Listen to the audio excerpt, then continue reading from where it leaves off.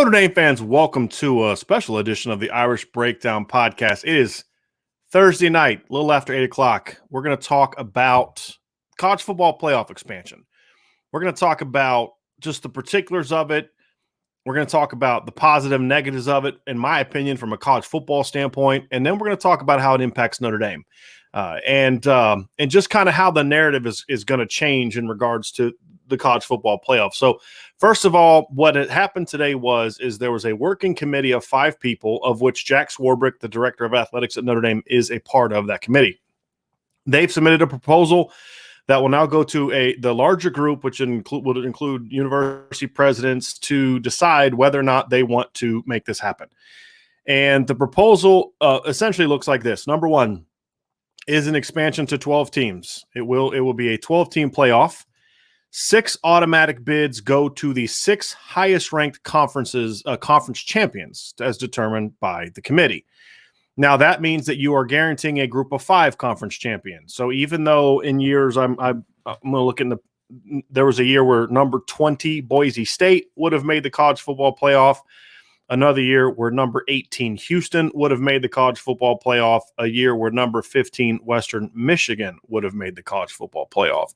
If you go back and look at it, I believe it was the 2019 season, for example, Notre Dame would have been the 12th ranked team, but they would not have made the college football playoff because number 18 Memphis was the 6th highest ranked conference champion, which would have bumped Notre Dame out of the college football playoff. So that is one year where it would have obviously not worked out well for Notre Dame. But if your goal is to just get more teams in it, sort of like a participation trophy for a group of 5 team, sure, you can be the sacrificial lamb to whoever the 5 seed is going to be. That is basically their reward for most of those teams. I think there's only been one season, maybe 2, where Central Florida would have been seated higher because they were higher than 12th. Most other years, you'd have had a conference champion. Cincinnati this year would have been the 8th seed, I believe, as well. So that is that. So the first 4, the buys, are going to go to the 4 highest ranked conference champions. You must be a conference champion in order to get a buy. That means Notre Dame, no matter what they do during the regular season, if the 1988 Notre Dame team or the 1989 Notre Dame team, with all the big wins they would have had, no matter how good that team is, they cannot get a first-round bye, which means they have to win 4 playoff games every year to get to the college football playoffs, college football playoff championship, no matter how good they are. They may be ranked number 1 or number 2 in the polls, but when it comes to seeding, Notre Dame can never be higher than 5th in the seeding. The first round games will be played on the campus of the higher seed. It'll basically look like the NCAA tournament. It'll be 5 versus 12, 6 versus 11, 7 versus 10, 8 versus 9. The quarterfinals will be played on January 1st or 2nd, whatever day is not a Sunday. It'll be on January 1st unless it's on a Sunday, then they'll move it to January 2nd. And the quarters will be played at bowl games, and then the semifinals and championship will be played at a neutral field, sort of like they are now. So that is the makeup of the college football playoff right now and how it looks. So we're going to talk about some of the positives of it first, because I do want to try to be as fair as possible about this. And I do think there are a couple positives, big picture positives to this. Number one, I think there's only one thing in here that you could say benefits the players, benefits the kids, the people these decision makers always say that they're worried about, but rarely make decisions that actually look like they care about the players. I do like the idea that now there are 12 teams worth of players who will be able to look at their careers and say, hey, I made a playoff bid. I like the idea of home games. Look, if you're gonna expand the playoff to 12 or 16, which is another proposal, I do like the idea of putting that first round game on a home team's campus. If we just kind of remove ourselves, whether you like this idea as a big picture thing or not, and I hate it. I hate this idea. But if you are just say, okay, well, let's evaluate it for what it is, I think that is the only really good thing to come out of this. Imagine, for example, I'm going to look through some of these years where Notre Dame would have made the college football playoff. In 2000, let's see here. In 2015, Notre Dame would have hosted a game against Florida State in 2015 in December. That'd have been, put all your feelings aside about what you think about what this is going to do to the game and all that. That would be a fun game to be a part of. In 2018, Notre Dame would have hosted Penn State, based on the rankings, would have hosted Penn State in the college football playoff. In 2019, Notre Dame would have been bumped out. And then this year, the exciting game of Notre Dame hosting Coastal Carolina, which that's the problem that I have for Notre Dame. That's the danger for Notre Dame is the years that they're in, they're a lot of times they would have been the 5 seed. And there's going to be years where if you're the 5 seed, you're going to be hosting a Coastal Carolina, Memphis, Houston, which is a lose-lose for Notre Dame. Because if you beat Memphis or Houston or Coastal Carolina, you get no benefit from it because, of course, you're supposed to beat them. And if you lose, you get crushed. And then, obviously, you would jump in and you'd play the 4 seed in that playoff game. So I do like the idea of that excitement of a home game. That's going to be a lot of fun. So covering Notre Dame, there would have been 3 opportunities for us in the media to cover a Notre Dame home game. I think that would have made for a really, really exciting thing. Robert, thank you so much for the Super Chat. I appreciate that very, very much. So let's dive into some negatives here. Number 1, this is just big picture. Bob Bowlesby said that he believes this is going to create more interest in the regular season. And I just think that is such a misguided viewpoint. And I actually think he believes that. What they're saying is the point is like in November, you're going to have 25 teams looking to have a shot to make the postseason. And my thought to that is, well, that's not how it goes in college basketball. In college basketball, you don't have all these teams like, hey, you know what? There's like 80 teams that have a shot to make the NCAA tournament. And you know, you don't see this excitement for these big regular season games other than those particular fan bases. But this isn't something that necessarily adds excitement. Maybe it adds excitement, perhaps, to more teams who think they have a shot. Let's go with that. But what it does, however, is it still cheapens the regular season. And here's some ways that I think it does that as far as some of the negatives that I see. Number 1 is some of these great games that have impacted championships, even in recent history, don't matter anymore. If you look at 2018, Michigan against Ohio State, there was a lot of people saying that if Michigan beat Ohio State that game, that Michigan would have gone on to the playoff and Ohio State would have been out. Well, Michigan got pounded by Ohio State, crushed. What happens? Michigan still would have been in the playoff that year. Michigan would have absolutely made the college football playoff in 2018 despite getting their brains beat in by Ohio State. They would have been the 7 seed. They would have hosted a game against Florida that year. You look at 2000. Remember back in 2006, that great game between number 1 Ohio State, number 2 Michigan. I can't remember if it was the other way around, but that game was for all the marbles. I mean, whoever won that game was going to play for, get a chance to go play for a national championship. The kick 6, Auburn and Alabama. Wouldn't have mattered. Alabama still would have been in the postseason. Wouldn't have mattered one bit. So you still would have had a situation where one of those iconic games would not have had the championship impact. 2019, Alabama loses their quarterback late in the year. They lose to Auburn in the playoff. In this scenario, if you look at 2019, Alabama would not have played in the conference championship game, which meant they would have had a bye week and then 2 extra weeks. So 3 weeks to get their offense rolling without Tua Tagovailoa. Then they would have jumped in and they would have been in the college football playoff. So, I mean, to me, this is one of those things where I look at this and I say, I don't see a scenario in which this is good for the game of football. Because you look at 2018 when Ohio State lost to Georgia, lost to Purdue. That game would not have had the impact that it does now. That game cost Ohio State a chance to play for championship. And the proposal that I made, Ohio State would have had to go to a major bowl game and still earn their way into the playoff. And so another thing that I've heard people say is, well, this means more teams have a chance to make the playoff. And you can say, hey, look, if you're the 11 seed, you're Utah or you're whatever the case may be, you can say, hey, we made the college football playoff. But what you have to understand is that's not going to necessarily change things at all. It's not going to change things because you're still going to be in a situation where it's going to change what making a playoff means, in my opinion. And when you look at now, you say, well, hey, you made a playoff team. You were one of the 4 best teams in the country. It's like back when the NCAA tournament used to be what was it, like 32 teams? Well, when you expanded to 64 and 68, nobody cares that Mike Bray gets Notre Dame to the NCAA tournament anymore. Now it's okay. Well, now it only matters if you get to the Sweet 16, right? Who's sitting there saying, "Hey, you're a Power 5 team. We made it to the NCAA tournament. This is going to allow them to get better recruits." No, it's only when you make a run, and it's going to be the same thing here. Just making it to the playoff as one of 12 teams is not going to have this earth-shattering, needle-moving, gap-closing, leveling the playing field thing that everybody thinks it's going to be. It's just not. Because here's the thing. It actually is going to hurt some of these teams. Because a lot of these teams are going to have a chance to, let's just say you had the 4-team playoff and you went to bowl games. You look at those 8 teams that aren't in the playoff right now. Most of them would not have been playing each other in a bowl game, which means those teams, in fact, now half of those teams are going to lose their final game of the year. All 8 of those teams potentially could lose their final game of the year, which actually I think hurts you.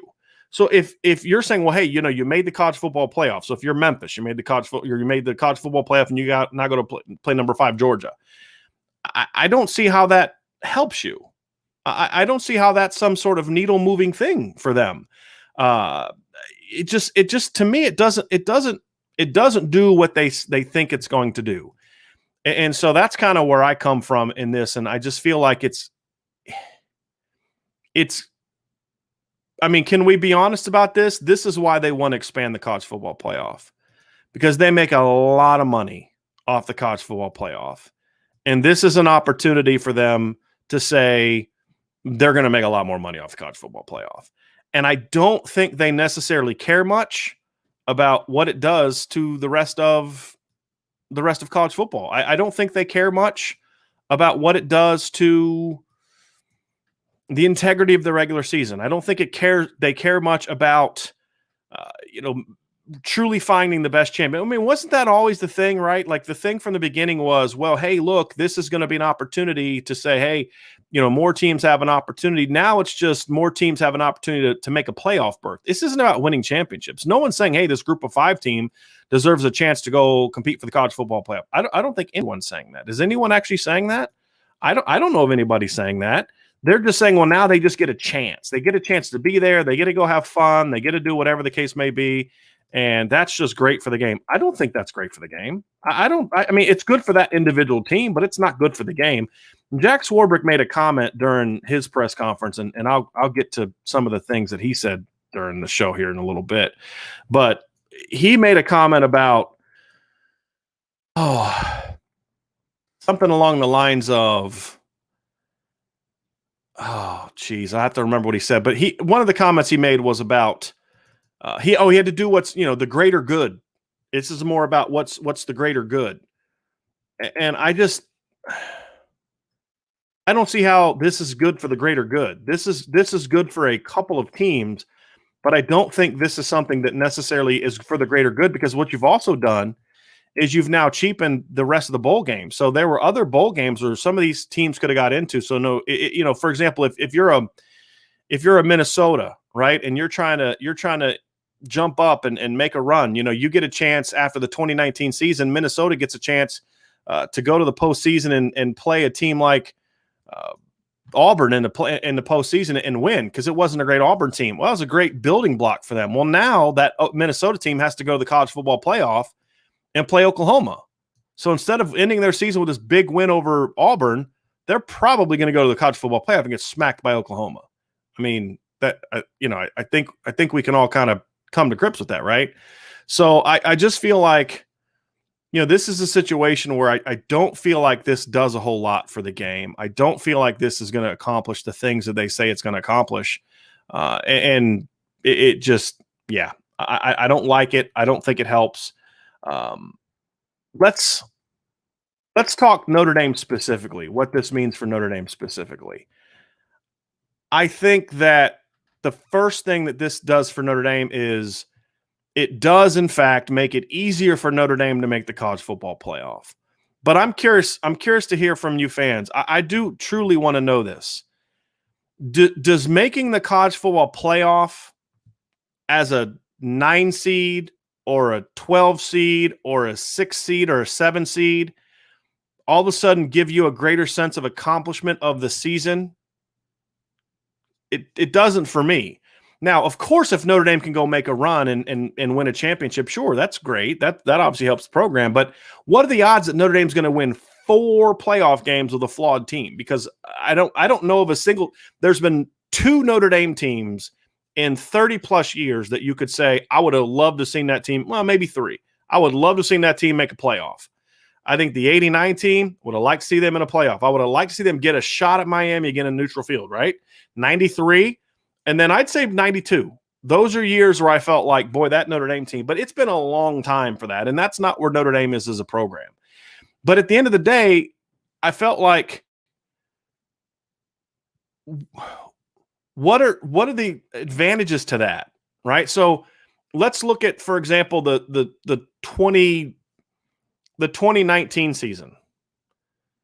You know, Notre Dame, let's just say Notre Dame gets into the playoff. Let's just say they get in as the 12 seed.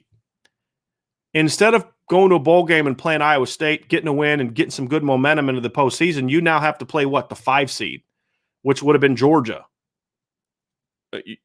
You know, I don't like that matchup for Notre Dame. They couldn't beat Georgia early in the season, and when Georgia was not even 100%, was not close to 100%. So I don't think that helps Notre Dame. I think that one of the things that Jack Swarbrick said, and I'm going all around here, and I'm trying to hammer in and get on to some of these points, and I apologize for kind of going all over the place. There's so many different points that I'm trying to get to on this.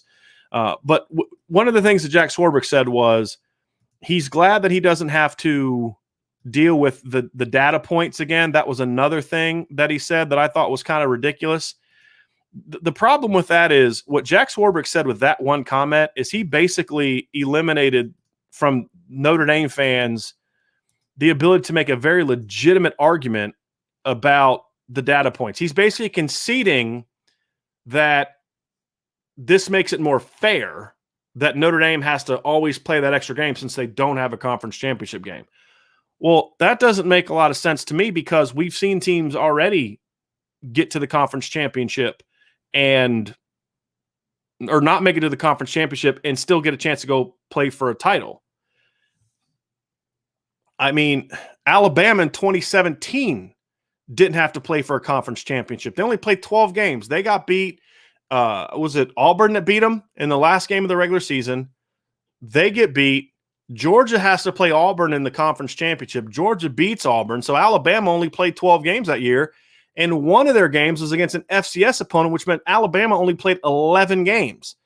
So you're not evening the playing field for Notre Dame, for other teams relative to Notre Dame, because Notre Dame's already got a data point that competes with those teams from 2014 to 2019. This is, again, I'm not counting the COVID year because everybody's schedules were different. But when you look at 2019 to 2020, here's the extra data point that Alabama had. So they had to play their conference champion. Okay, but here's who else they played those years. In 2019, they played Western Carolina. 2018, it was the Citadel. 2017, it was Mercer. 2016, it was Chattanooga. 2015, it was Charleston Southern. 2014, it was Western Carolina. Here's the extra game that Clemson had from 2019 to 2014. Wofford, Furman, Citadel, South Carolina State, another game against Wofford, and another game against South Carolina State. The extra game for Oklahoma in 2019 was South Dakota. So if you want to say that, then what you should also then say is you can no longer play FCS teams. If that's something that's going to be held against Notre Dame, then you need to either A, allow Notre Dame to schedule a 13th game against an FCS opponent, or B, you need to not allow teams to play FCS opponents. If you're going to say that Notre Dame gets is at an advantage and other teams are at a disadvantage because of who they play, then you have to then go acknowledge the fact that Notre Dame is one of the few teams that doesn't play FCS opponents. I think, what is it, like Notre Dame and USC right now are the only teams that haven't ever scheduled an FCS opponent. And I think that's going to change for USC here very soon. So it was just such a bad, for a very smart guy like Swarbrick to say, it was a terrible, terrible response. MT41 has what he said. I look forward to never hearing how we played one less game or never had a conference championship. So what you've basically done is you've now given credibility to that stupid argument that people make about Notre Dame anyway. And not to mention that now you've actually, you've hindered Notre Dame's ability to be a higher seed, but you've actually, to me, created a bigger gap because now, for example, a team like Alabama, this whole notion of trying to create parity. There's a lot of things they say that it's going to do, it doesn't do. This doesn't create parity. People say, well, you get the same teams in the Final Four every year. And so I looked it up. So from the 7-year stretch of 14 to 20, there have been 14 different teams that finished the season ranked in the top 4 to go to the college football playoff. 14. From 1988 to 1994, same stretch. I just picked a random stretch. There were only 11 teams that finished in the Final Four. It was 14 in 88 to 94 and 11 from the last 7 seasons. That's not much big of a difference. The gap that exists now is only a relatively recent one. There's only been one constant for the last decade in the top 4, and that's been Alabama. Clemson is a relatively new phenomenon. Clemson didn't really become this program till 05, or till for 15. Oklahoma has been in it, but they've been out a couple times. Ohio State's had some years where they're in it, other years they're not out. There have been plenty of teams that have been able to get to college football playoff. There's also been a couple Pac-12 teams when they deserved it to make it to the college football playoff. Notre Dame has made it to the college football playoff. And so this notion that you've somehow created an ability to have a greater parity in the game, it's not going to happen. There's never been parity in college football. There's always been a higher echelon of teams. Please, someone point out the year where you could look at and say, boy, I think that number 9 team could have gone on and done something. I think there's only been one year that I've ever seen that, in my opinion, and that was 2016 with USC. And that was a unique case because they made a quarterback change, which is going to Sam Darnold. But that is rare, in my opinion. That is extremely, extremely rare. So I just don't think that part of it is good for Notre Dame. Here's some other things that are bad about it. So for Notre Dame to win a championship in 2022, they have to split with Ohio State and Clemson. They can't lose both of those games. I think the committee would bang them if they make that. But then they got to go to the postseason and win 4 games. What this does is this also not guarantees, but this guarantees that there's a chance for Notre Dame to have to play 3 top 4 seeds. If Notre Dame's, let's say, the 5 seed, they're obviously going to, no matter what seed they are, they're going to play 1, 2, 3, or 4 in the second round, in the quarterfinals, right? Then, as long as the higher seeds hold serve, then they would have to play a 1 to 4 team in the semis and then a 1 to 4 team in the finals. So there's an upset, but I'm going to get to upsets in a second.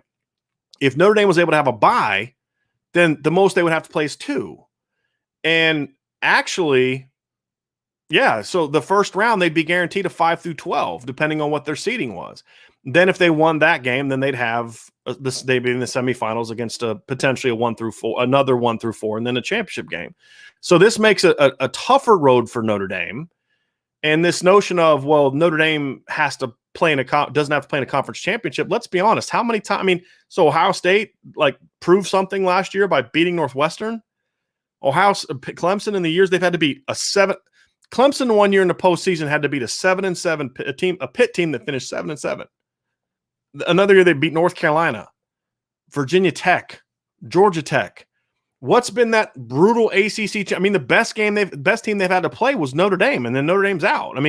They're in the same division as Florida State, so if Florida State gets back to being good again, those teams would kind of knock each other out. They don't have to play each other in the conference championship game.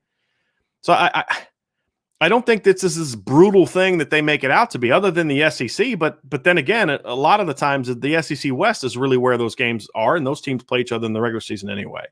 Here's the other thing about it that no one seems to be talking about.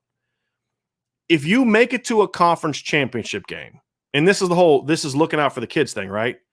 If you make it to the conference championship game and you lose, or you win, but you're not one of the 4 highest seeds, right? So let's say you're the Pac-12 champ and you make it to the college football playoff, but you're not one of the top 4 seeds.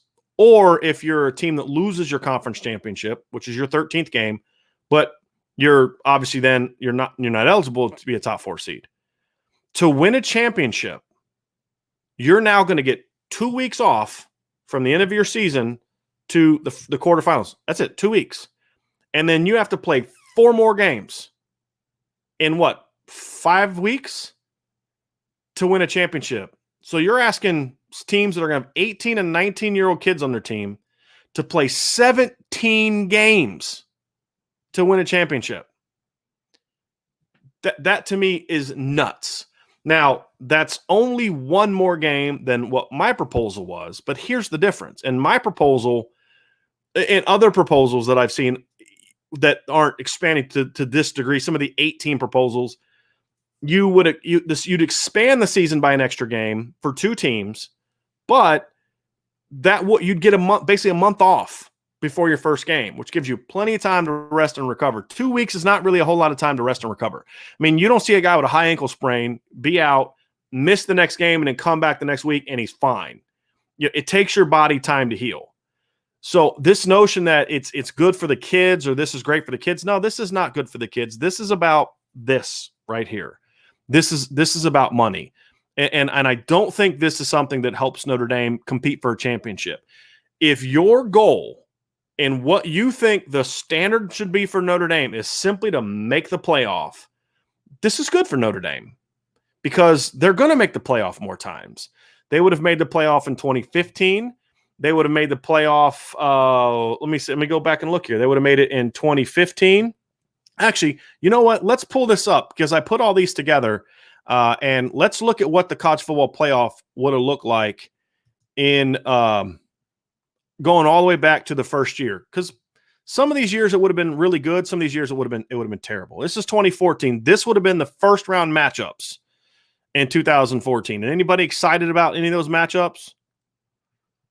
All right. This would have been 2015. That would have been a year that Notre Dame would have made the playoff. That would have been a year that if Notre Dame would have been healthy, I would have liked to see what that team could do. I think that is one year where I think it could have benefited Notre Dame. I would like to see that 2015 team get because if they would have beat Florida State, they would have got a rematch against number 1 Clemson on a neutral field. Maybe that team could have done something, especially if maybe, I don't know, they would have found a new defensive coordinator before the playoff. But again, I don't think those are a lot of enticing. One of those games is pretty good. Is anybody excited in tuning into the Iowa-Houston game? Does anyone think that game is going to have any bearing on who's going to win the college football play? Does anyone think Iowa's going to go into the next round and beat Oklahoma, who would have been the 4 seed? I don't think so. 2016, Ohio State and Western Michigan.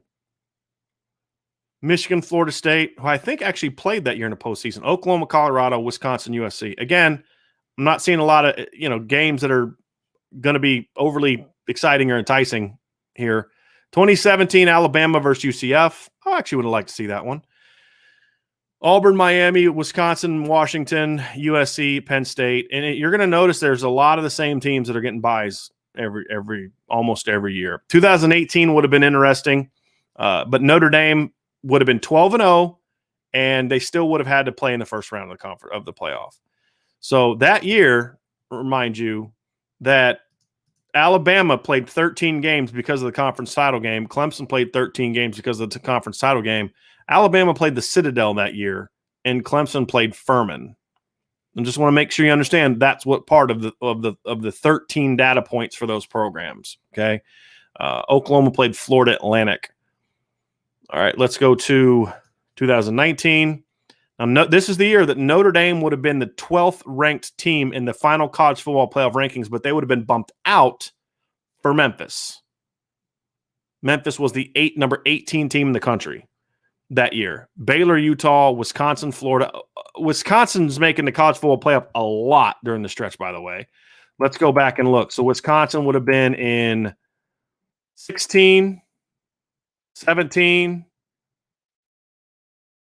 and 19. So Clemson would have, I think, just as many college football playoff berths as Notre Dame. And then 2020, Notre Dame would have had to play Coastal Carolina, and then they would have gone on to play Oklahoma. A 2-loss Oklahoma team, by the way, would have had a bye.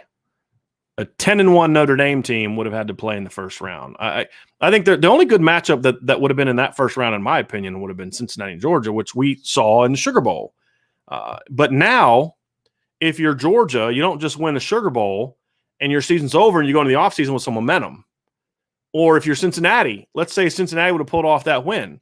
Now, if you're Cincinnati, you don't get to end your season with a great victory over Georgia. You now have to go into the next round, and your prize for beating Georgia in the first round is to go play Alabama, who is going to be very rested at this point in time because they've now had 3 weeks off. So I don't see how this necessarily adds to the game. So I mean, y'all tell me, what kind of exciting matchups do you see during that stretch? I don't see a whole lot. So that's kind of where I'm coming from, and I'm going to probably have some more ideas, but I think it'd be good for us to kind of dive into some questions and see what y'all think, and then that'll lead me to obviously some more of my thoughts. So we'll get some comments and things like that. Get them Rock says, "Oh man, brutal. This is the same time as Late Kick with Josh Pate. Going to have to choose between my two favorites." Well, hopefully you chose me, buddy. I appreciate that if you did. Wade Garrett has an opinion here. Let's see here. I think Notre Dame makes out with this.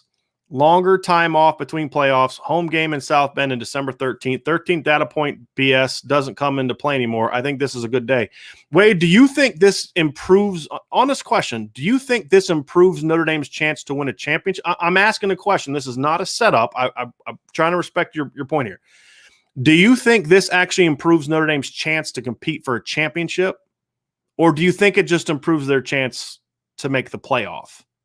Because again, the end game for me is to make the playoff and win a championship. It's going to be incredibly hard for Notre Dame to do that now. And there's not longer time off before the playoff. There's not. There's 2 weeks. You get a month off before the end of Notre Dame's season, over a month off in the playoff. So I don't understand where you say that. I do think the home game in South Bend in December would be really good. But look, there's going to still be people that complain. If Notre Dame's the 10 seed and they didn't have to play in a conference championship game, there's still going to be people that are going to complain about that. You know there are. That's not going away just because of Jack Swarbrick conceding, this point. It's not going away. But I truly want to know from you is if you think this is actually going to give them a better chance to compete for a championship. When you respond, I'll pull it up because I truly want to know. I'm not setting you up. I mean, obviously I disagree with it, but I truly want to know what you think about that. I'm going to have to go here and pull up some of these questions to see if I can find them here because you've made so many comments that it's kind of cut them off. So I'm going to try to go back up here to the top and get to these questions. All righty. See if I'm trying to find these. Okay, looks like it cut off some of these questions, so I'm going to try to get to some of these. If you asked a question early on and I didn't get to it, it looks like they StreamYard has kind of cut some of these things off. So I'll kind of go here. So let's go to Daniel Wade. He's talking about to respond to the other Wade. Yeah, Ken, under the proposal, ND can never get a first round bye. The top 4 teams, conference champs, going to run by. Just another way to hurt independence.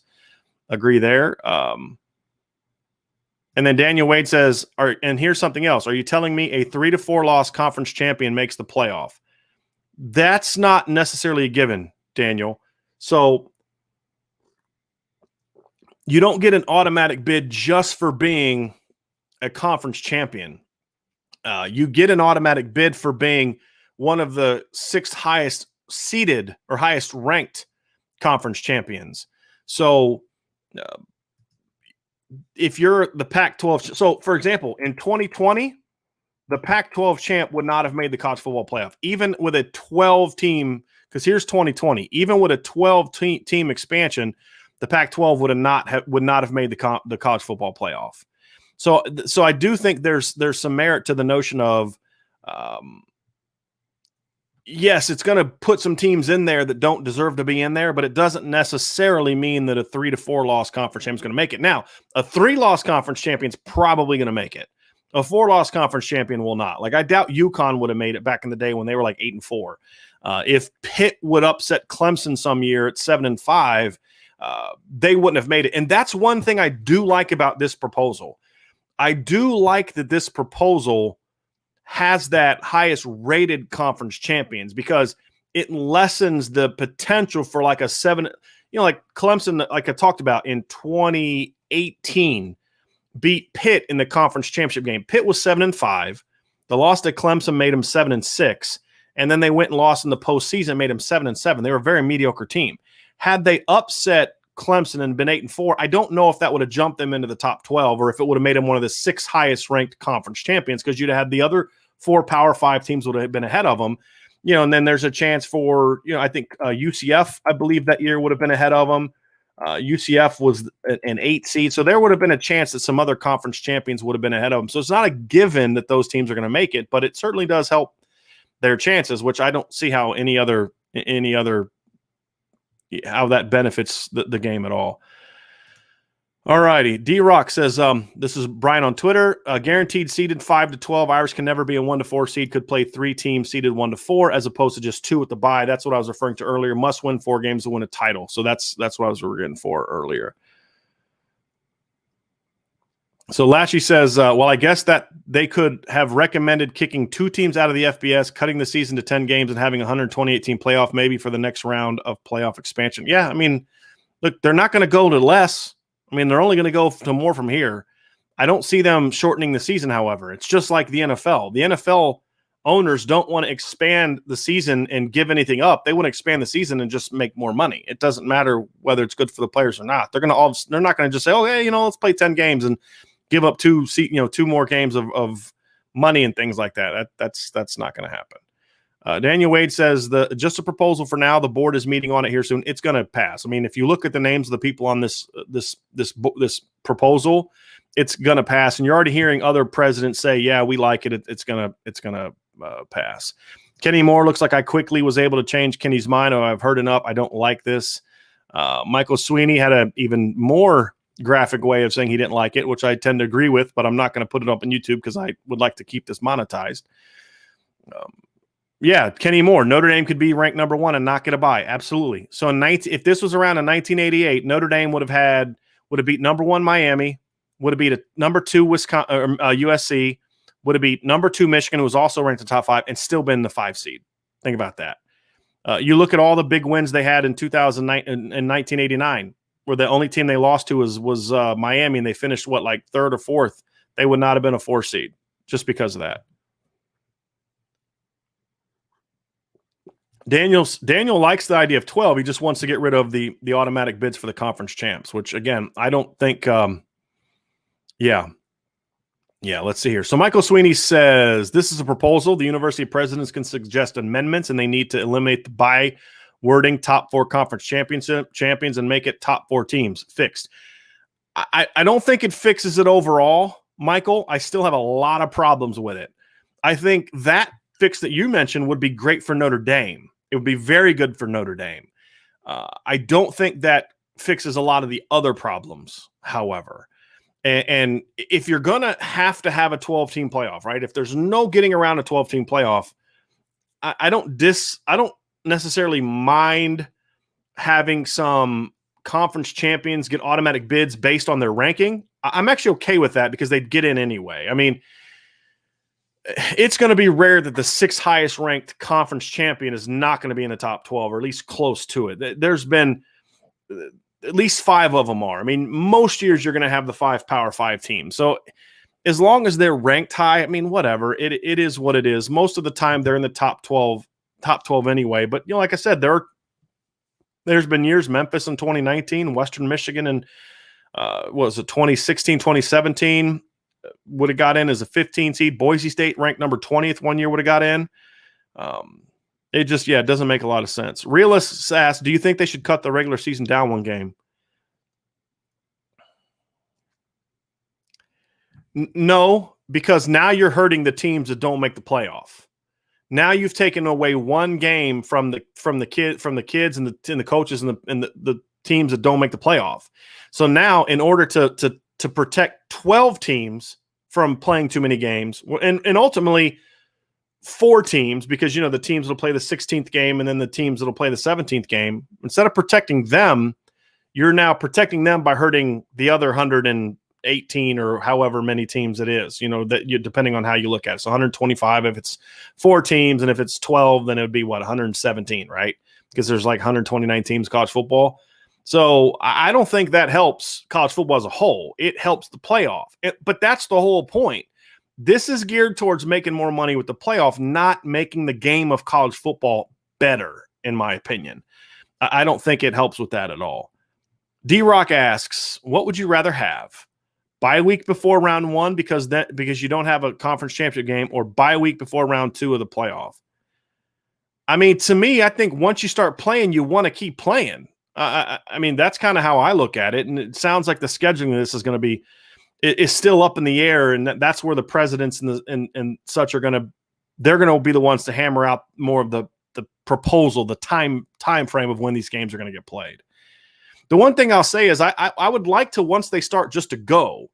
The problem is the more you start building in buys and all these other kind of things, you start taking it deeper into January. If you could be done by middle January, so like my proposal would have been college, the bowl games are on 2 days, like the 31st and the 1st, or the 1st and the 2nd, right? And then from that, you pick your 4 teams. And then you start the next week. So it's really 3 games in a row for the teams that are going to play for the championship. But you had a month off to prepare. You're done by middle of January. The reality is most schools don't go back until middle January, late January, which means your entire postseason would be played when kids don't have to go to class. So you're not hurting the academic thing. But the longer you push this thing back, the more chance that these things are going to be happening the first week or two of classes. And as a lot of you know, a lot of times that's a very important time for you to have to be in classes. Daniel Wade asks, Brian, with automatic qualifiers, conference champs, it does raise the interest in regular season. I don't think it does, because all it does is get you an automatic pass. There's still more teams that are going to make it. So here's a scenario, right?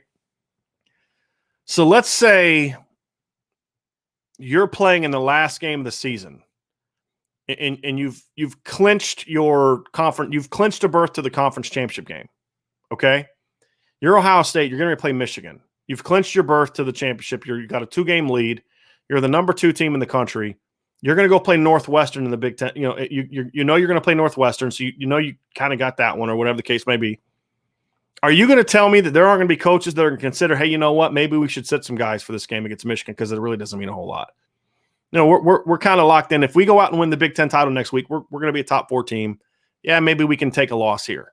I don't think it raises interest at all, because those teams are still going to, if you're going to win the conference championship for most of these, I mean, really for the Big 12, for the Big 12, Big 10, ACC, and the SEC, for the most part, if you win your championship conference, you're still going to the playoff anyway.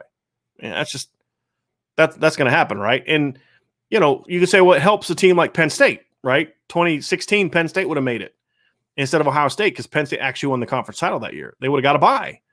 They would have had a 2-loss bye team. Penn State would have been a 2-loss bye team. A team that lost by 35 to Michigan. Why are we rewarding that team for winning their conference? That makes no sense to me. I don't see the advantage to that. I don't. And so because they happen to lose a non-conference game to Pitt, and then they got slaughtered by Michigan, so because they beat Ohio State at home, I mean, I don't think it raises interest, in my opinion, Daniel. And look, I think you can make that case, and I respect that. I just don't see it. I don't think it raises interest in college games, because, again, we've seen it in basketball. I mean, look, all these teams are jockeying for positioning in the conference tournament. Do most college basketball fans, they don't start paying attention until the conference tournaments start. They don't care about seeding. That's just, I mean, look at ratings. Look at TV ratings for college basketball. It just doesn't matter. And the difference between football and basketball is, in basketball, you can schedule a tough non-conference and still be a very high seed, and it's actually good for you to do that. In football, if all you got to do is win your conference, and if you win your conference at 12-1 or 13-0, and that's going to get you a bit, what's your motivation to go play a non-conference game, a tough non-conference game? Because people are going to say, well, strength of schedule is still going to matter. Okay, well, why should Alabama ever play a tough non-conference game at this point in time? You've now disincentivized a team like Alabama, a team like Georgia, a team like Clemson, a team like Oklahoma, Ohio State. You've disincentivized them from ever playing a tough non-conference opponent, ever. Why should Ohio State ever risk playing Oklahoma like they did in 16 and 17? Because it doesn't matter. If you play Youngstown State, win that game, and as long as you win the Big Ten and dominate your league, you're still going to be a top 4 seed. You're still going to have an automatic bid.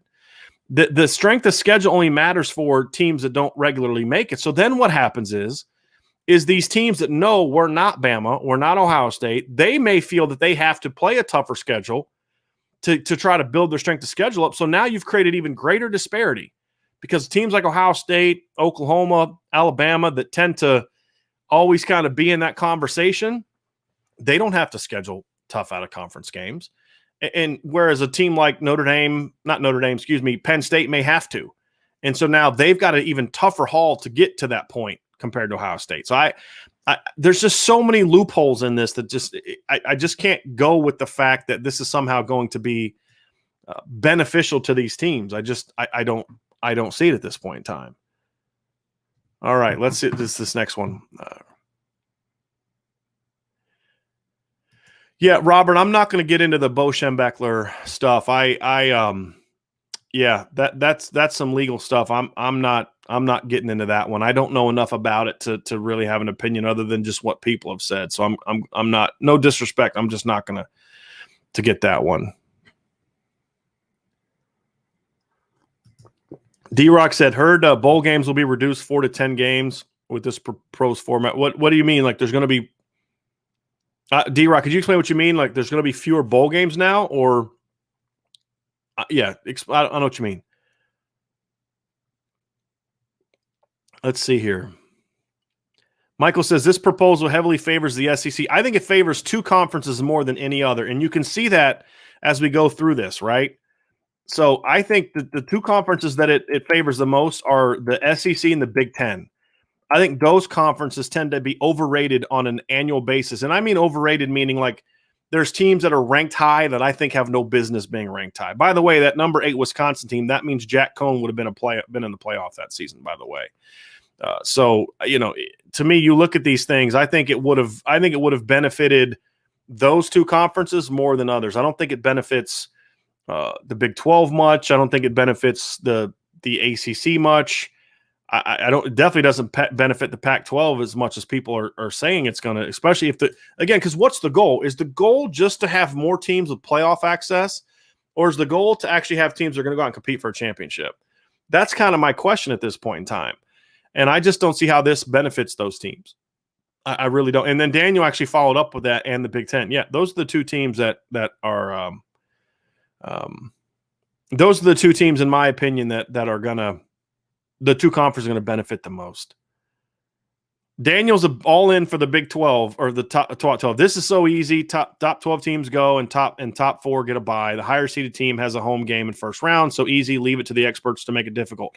So let me respond to you in 2 ways. I agree with you. If you're going to have the top 12 make it, if you're going to have a 12-team playoff, then I agree with you. Just take your top 12 and seed it accordingly. I don't understand why, like you said, you're making it this difficult. See what it is this is their way of guaranteeing that a group of 5 team is going to get in without guaranteeing that a group of 5 team is going to get in specific words. That's what this is all about. This is about giving the group of 5 their opportunity to get a participation trophy. That's what this is. Does anyone think Coastal Carolina has a chance to go make the college? Even if you take those, to win a title, if you take those great Boise teams from back in the early to mid 2000s under Chris Peterson, does anyone think any of those teams would have been able to win 4 games? Now, yes, could they pull off an upset against Georgia, Virginia Tech, Oklahoma? Yes. But are they going to go win 4 games? No, because here's what it does to that Boise State team. What was it? I'm trying to remember. 06, 07 when they beat Oklahoma in the Fiesta Bowl. If that would have happened and it had been part of the playoff, what that would have meant was, number 1, Boise would have had to play at Oklahoma if that would have been the seed instead of playing in a neutral field. And let's just say hypothetically that would have been a situation where maybe Boise would have not played Oklahoma right away, had a first round game, won that game, then played Oklahoma in the quarterfinals, and they've got this big win. Well, now the next week they got to go play another big team. Eventually, Boise's going to lose. So instead of Boise State ending their season with this great win in the Fiesta Bowl against Oklahoma, their reward is now you're going to take an L at some point in time in the season. If anyone thinks that one of these teams is going to go win 4 games and make it to the college football playoff, and win 4 games and win a title, you're out of your mind. You're kidding yourself. So I don't think you've actually helped these teams at all. I don't. I mean, you say, well, you get a little extra revenue. That's not going to do anything. And how's that going to be any more money than you'd have made from the Fiesta Bowl? I don't think this helps, in my opinion. Omar says, sad part is once one Cinderella makes the championship or wins it all, the valid complaints will be washed away. But it's not going to happen. This isn't basketball, right? This is what we all got to understand. This is not basketball. This isn't a situation where, Coastal Carolina is going to get in and win 4 games. It's just not going to happen. This football, and we got to get the basketball mentality out of our minds where Loyola Chicago can go on a run. It's a different game. This is a completely different animal. You're not going to see Coastal Carolina, for example, go to the playoff and this year. So let's look at what their path would have been this year for Coastal Carolina. So they'd have played Notre Dame in the first round. Let's say they beat Notre Dame. Then they would have had to play Oklahoma. Then they would have had to beat Alabama. And then they would have had to beat either Clemson or Ohio State. Does anyone think that Coastal Carolina is winning 2 of those games, much less 4 of those games? It's not going to happen. It's just not going to happen. I mean, and then you look at other years where we've seen them get in. So let's see here. We've got Memphis in 2019. Does anyone think Memphis, who lost to Penn State, who wasn't even that good convincingly, is Penn State going to go? Are they going to go? Let me move this question, Omar, so people can see the buys. They would have had to beat Oregon. Okay, it's doable. But then they would have had to beat LSU. And then the winner of the Clemson Ohio State game. Let's look at 2018. You got UCF. Now, this is probably the best team of the college football playoff era that would have had a shot. So let's say they beat Washington. Their reward is playing Alabama in the next round. Do you really think UCF would have beat Alabama? Okay, let's say that they do. Then they would have had to play the winner of the Ohio State Notre Dame game because Notre Dame would have beat Penn State that year. So then you think that UCF is going to beat Alabama 1 week, or it's going to beat Washington in 1 week. I think they could have beat Washington. Then they're going to go beat Alabama. Then they're going to go beat the winner of the Notre Dame Ohio State game. And then they're going to beat the winner of a Clemson Oklahoma matchup. No, I think the only way that these upsets are going to impact college football is they're going to knock off a team that maybe has a chance to contend for a championship. So, let's just say, let's look at the let's find a year where this would have been relevant. Okay, so 16, 15. Yeah, not a lot of these teams had really, to me, because again, there's such a disparity between the top teams. But let's take 2018. Okay, let's say that Georgia team that Kirk Herbstreit and all those people thought had a chance to get in. Let's say that a team like UCF is matched up against Georgia that year. Let's just say it's that way, and then or LSU, who was a not a great team in 2018. Let's say they upset Georgia. That team's not going to go win a title. All they've done is made the path easier for 3-seed Oklahoma because they upset a team that was actually capable of getting hot and making a run. So you've actually, in my opinion, if anything, you've made it easier for those teams, potentially easier for those 4-seeded teams that you're trying to create this disparity with to go win, because some of these, there's a much better shot at Coastal Carolina, for example, of knocking off a Notre Dame than there is for them to knocking off Alabama or Clemson or Ohio State. So all you've done is you've knocked off Notre Dame, who maybe could have beat one of those teams, but they had a bad day because the disparity between the 12 seed and the 5 seed is a lot closer than the 12 seed and the 1 seed, or the 5 seed and the 1 seed. So I just don't see how this actually does what some people are doing. Kenny Moore says, I have a difficult time seeing Jack Swarbrick signing off on this proposal. He already did. And his justification was it was better for the game as a whole. D-Rock says, in response to Daniel Wade, since Notre Dame doesn't play in a conference championship week, that is considered a bye from the outside world for Notre Dame. Right. And now basically Jack Swarbrick has given them credibility. He's given that ridiculously stupid pushback credibility, because nobody ever said that about Alabama in 2017? Nobody said that about Alabama then. Nobody said that about Ohio State in 2016 when they made it. It's only about Notre Dame. Matt D is a good response. Let's see here. Matt D says, I'm not a fan of this participation trophy mentality that is leading to this. 12 teams, imagine the injuries.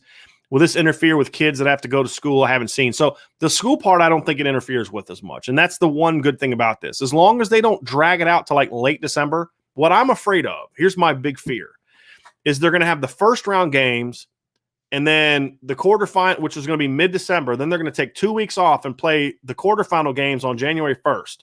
My fear is that they're going to take 2 more weeks off before the semifinals and then the championship game. And you really drag this thing out. And the dragging out is probably be spun in a way that it's giving more guys rest and things like that, which, is technically true. But it won't be about that. It'll be just giving them more time to hype it up and sell tickets and sell advertising and things along those lines. It's really what it's going to be all about. But if you drag it out, that's the only way you start getting in academics. The nice thing is if you keep it kind of compact, then you don't really run into the scenario in which it's really going to impact academics because, from mid-December to mid to late January, most of these kids are going to be in winter break. Tommy's a little ticked off.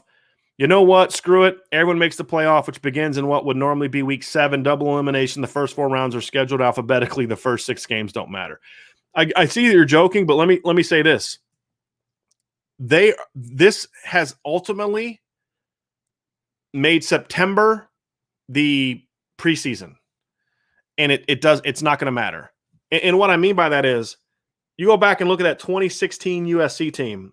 And I have said that I think that team by the end of the year was one of the few teams that I saw that had gotten hot, but it wasn't even about getting hot. They had made personnel decisions. They made a quarterback change. But that team was playing really well down the stretch. I think that was one of the few teams that you could say with 3 losses or whatever could have gone and made a run. But that meant that their 1-3 start to the season, because in 2016, in this proposal, USC would have made the playoff as a 9 seed.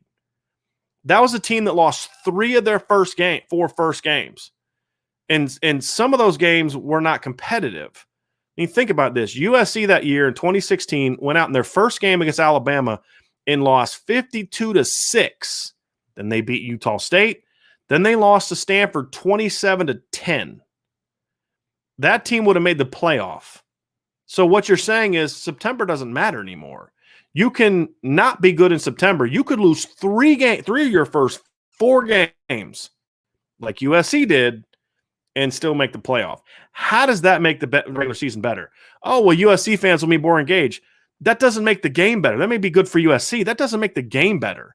That makes games in September irrelevant. And I go back to the point is, what's your motivation for scheduling those things? Because now if you're USC, you're a 9 seed because you played a tough out-of-conference game against Alabama. If you didn't play Alabama that year and just lost the other 2 games to Stanford and Utah, which was their next 2 losses, you're not a 9 seed playing on the road. You're a 5 or a 6 seed playing at home. So what's your motivation to go play Alabama early in the year? Yeah, you can make the playoff with 3 losses, but why? You're then going to have to travel to someone else's place to play that game. No, you're going to try to position yourself for highest seeding as possible. And a lot of people say, well, no. They'll schedule tough games because then you have better strength schedule. No, that's not how people think. That's not how coaches and ADs think. It's going to be, let's make our path easier so that way we have a better record. That's what's going to happen. Especially these schools like in the Pac-12 who that conference doesn't get a lot of respect anyway. You're not going to see a lot of 3-loss Pac-12 teams getting in the playoff.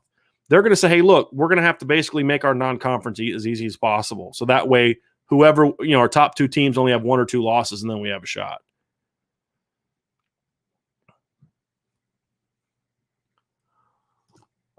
Michael Sweeney says, right now, the playoff is the most restrictive, elitist playoff there is. 3% of the teams have made it in to date. First of all, you've only had it for 7 years, number 1. Number 2, that's not a bad thing. Again, the playoff should be hard to get into. That's the whole participation trophy thing. Well, all these teams deserve it. Well, then earn that chance in the 12 regular season games. Don't make it. It's kind of like people say, you look at so let's say it's hard to get into Notre Dame, right? Only small percentage of kids that apply to Notre Dame get accepted. So then you say, well, that's not fair.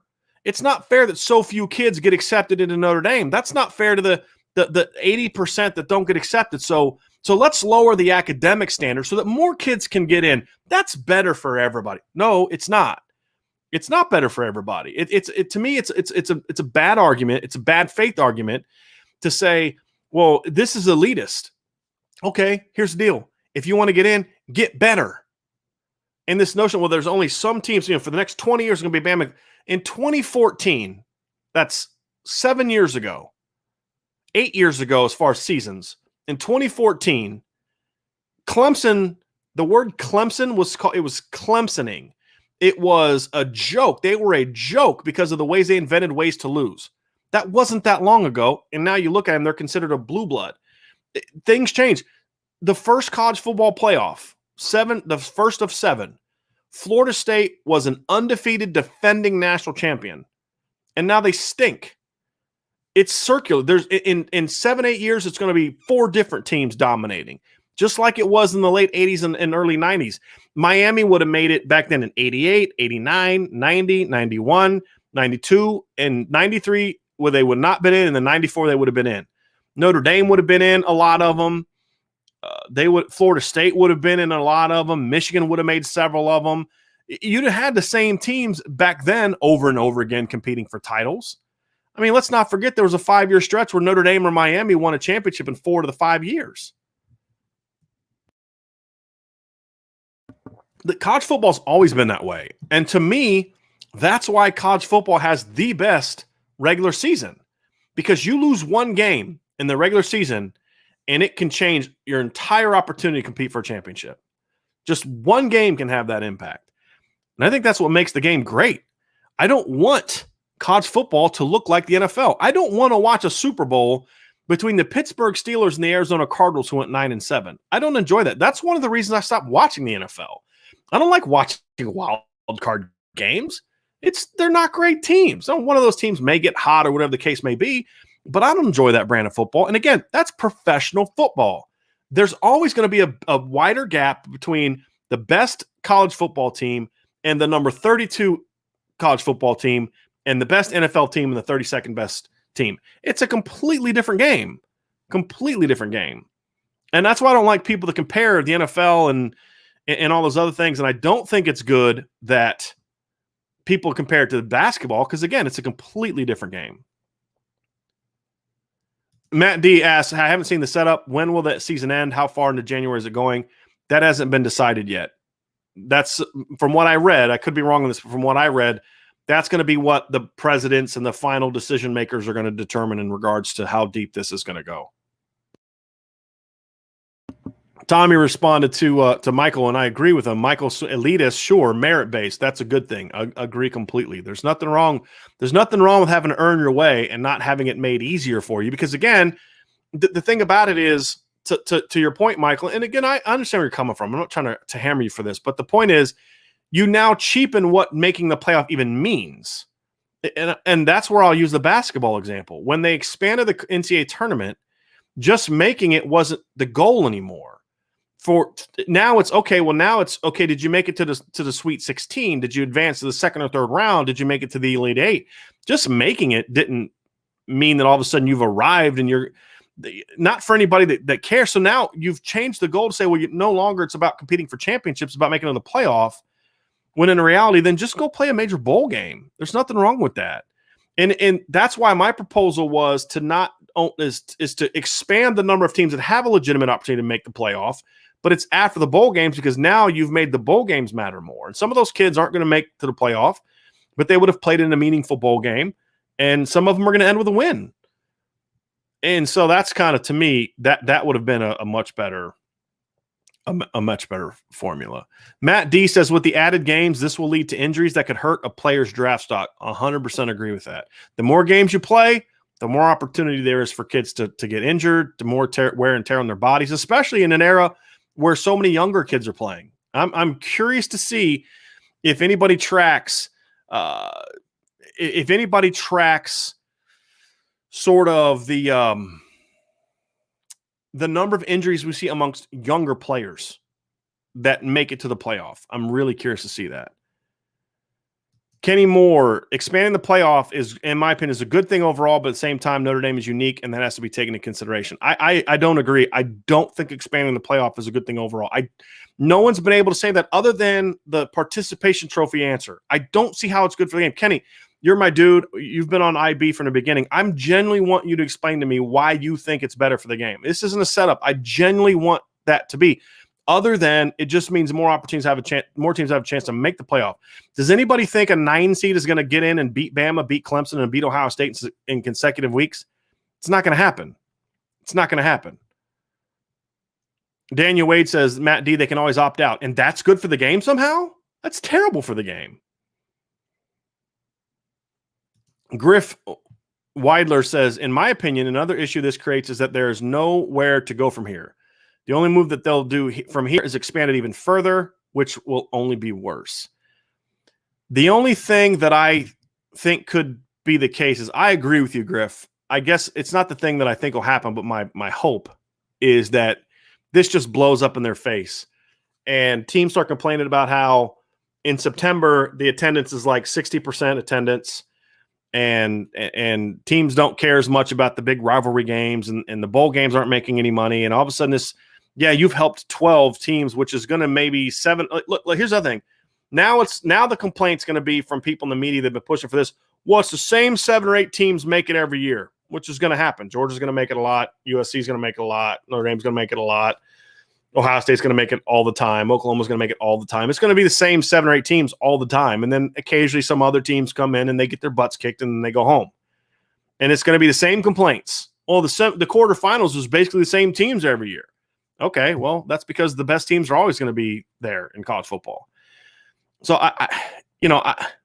my hope is that it just blows up in their face and it's terrible and, all these different things. And they say, look, this didn't work. Let's rethink this and start over from scratch. That's my only hope, but I don't see that happening because, again, it's at the end of the day, it's gonna all be about this. Let's see here.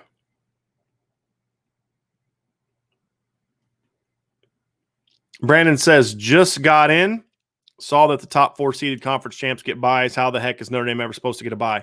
So part of this, Brandon, and we didn't talk a lot about this, is there's a lot of people saying that this actually increases Notre Dame's independence. I don't think it does. I really don't, because essentially what you're saying is, so Notre Dame has a choice. They can say, well, to win a championship, we're gonna have to win 4 games every year. Or we could join a conference, soften our schedule, and then, hope that when you win the conference, you can only play 3 games. I think this was, whether it works or not, I think this is a move to try to force Notre Dame into a conference. I do. I think that if you're going to look at it and say, well, no matter what Notre Dame does, they can never be higher than a 4 seed. That's not going to be good for Notre Dame. I think ultimately Notre Dame was always going to have to end up in a conference. I think Jack Swarbrick ultimately wants Notre Dame to be in a conference.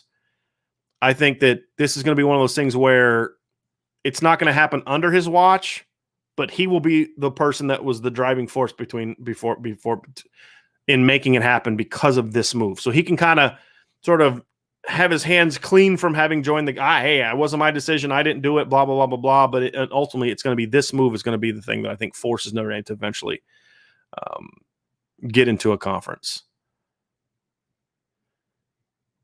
Matt D says, I don't want to see college football turn into the NCAA basketball. If you want in, win your games. I agree.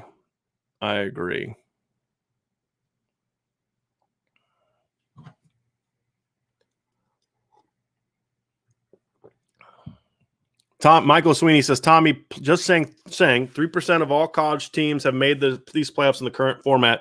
3%. In the proposed format, both Cincinnati and Coastal Carolina would have qualified last season. So what? Michael, that doesn't say anything, because here's the thing. You are looking at this from the lens of a 4-team playoff. The reality is it's no longer going to be looked at that way. It's going to change and I'm not saying this just to, out of nowhere. It's what's happened in every other sport as they've expanded. Making the wild card as an NFL team, making the wild card and losing can get you fired. It's not like making the playoffs anymore. You make the NCAA tournament into the round of 64 and you constantly get beat in the round of 64. No coach is going to be able to go to his AD and say, hey, look, we make the NCAA tournament every year. It's going to say, well, you know what? You never made the Sweet. You know how many Sweet 16s have you made? It's going to be the same thing here. Coastal Carolina going to the playoff and getting smacked by Notre Dame isn't some phenomenal thing. Do you think some kid's going to turn down Clemson to go to Coastal Carolina? Some kid's going to turn down North Carolina to go to Coastal Carolina because they lost by 40 to Notre Dame in the playoff?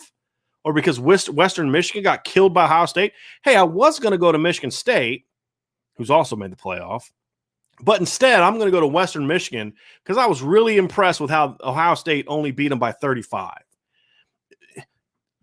When in this country did it become a bad thing to demand excellence and to say, hey, if you want to get there, you need to put in the work, you need to work hard, you need to raise more money at your institution to get better? Alabama was not a good team for a long time. So you know what they did? They went out and hired the best coach that they could get, Nick Saban, and they invested hundreds of millions of dollars into their program to get to this point. If you want to win, make better coaching hires, invest more money in your program. It's not that complicated. And so to say, well, we expanded the playoffs so more teams have an opportunity. I don't care. I don't want to see that. I don't want to see Ohio State. Who's going to watch Ohio State play Western Michigan? Who's going to watch that game besides fans of those two teams? That's not good for Western Michigan. What's good for Western Michigan is to go to a different bowl game against a lower team, an inferior opponent that they actually have a chance to beat. Not getting destroyed by Ohio State on national TV. That's not going to be good for their program. And what's wrong with being elitist? This isn't something like, elitist from the standpoint of financial, like, I was born into money, so I'm always going to be successful. You have to earn this. You have to build this. Everyone has 85 scholarships to give out. So I don't think it's a bad thing to be elitist. I think it should always be.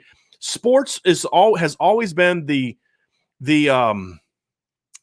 best sort of merit-based thing that we have going. And we're getting rid of merit-based things in so many different parts of our culture, and now it's creeping into sports. And that's not a good thing. Say, well, more teams deserve a participation trophy. Well, let's just make it like the state of Indiana, where if you can go 0-9 in the regular season of Indiana, you can still make the playoff. If you're a head football coach, state of Indiana, you're going to make the playoff every year. What does that mean? It doesn't mean anything. In other states, it means a lot because there aren't as many teams in it. This doesn't mean anything. At Matty K55, I don't think so, Brian, because we all know who the top teams are: Alabama, Clemson, Ohio State. So let's keep it at 4 and eventually one other team. Hopefully Notre Dame will knock them off. Matty, what are you responding to? Because I thought that's kind of what I've been saying. The semifinals are going to look about the same as the playoff every year. It's going to still be the top 4 or 5 teams. That's it. You're not going to see a 12 seed make a run to the championship game. You're just not going to see it. The only time you may see it is if it's a unique situation. Like let's say, for example, LSU in 2019, Joe Burrow gets hurt in fall camp. They lose 3 games. They barely make it in as a 12 seed, but they're killing people because Joe Burrow was out for a month and now he's back and playing. Okay, maybe then, but we would all be able to say, like, okay, yeah, that's a unique circumstance that doesn't happen very often. But then again, that should be part of building your program. Have a better backup quarterback.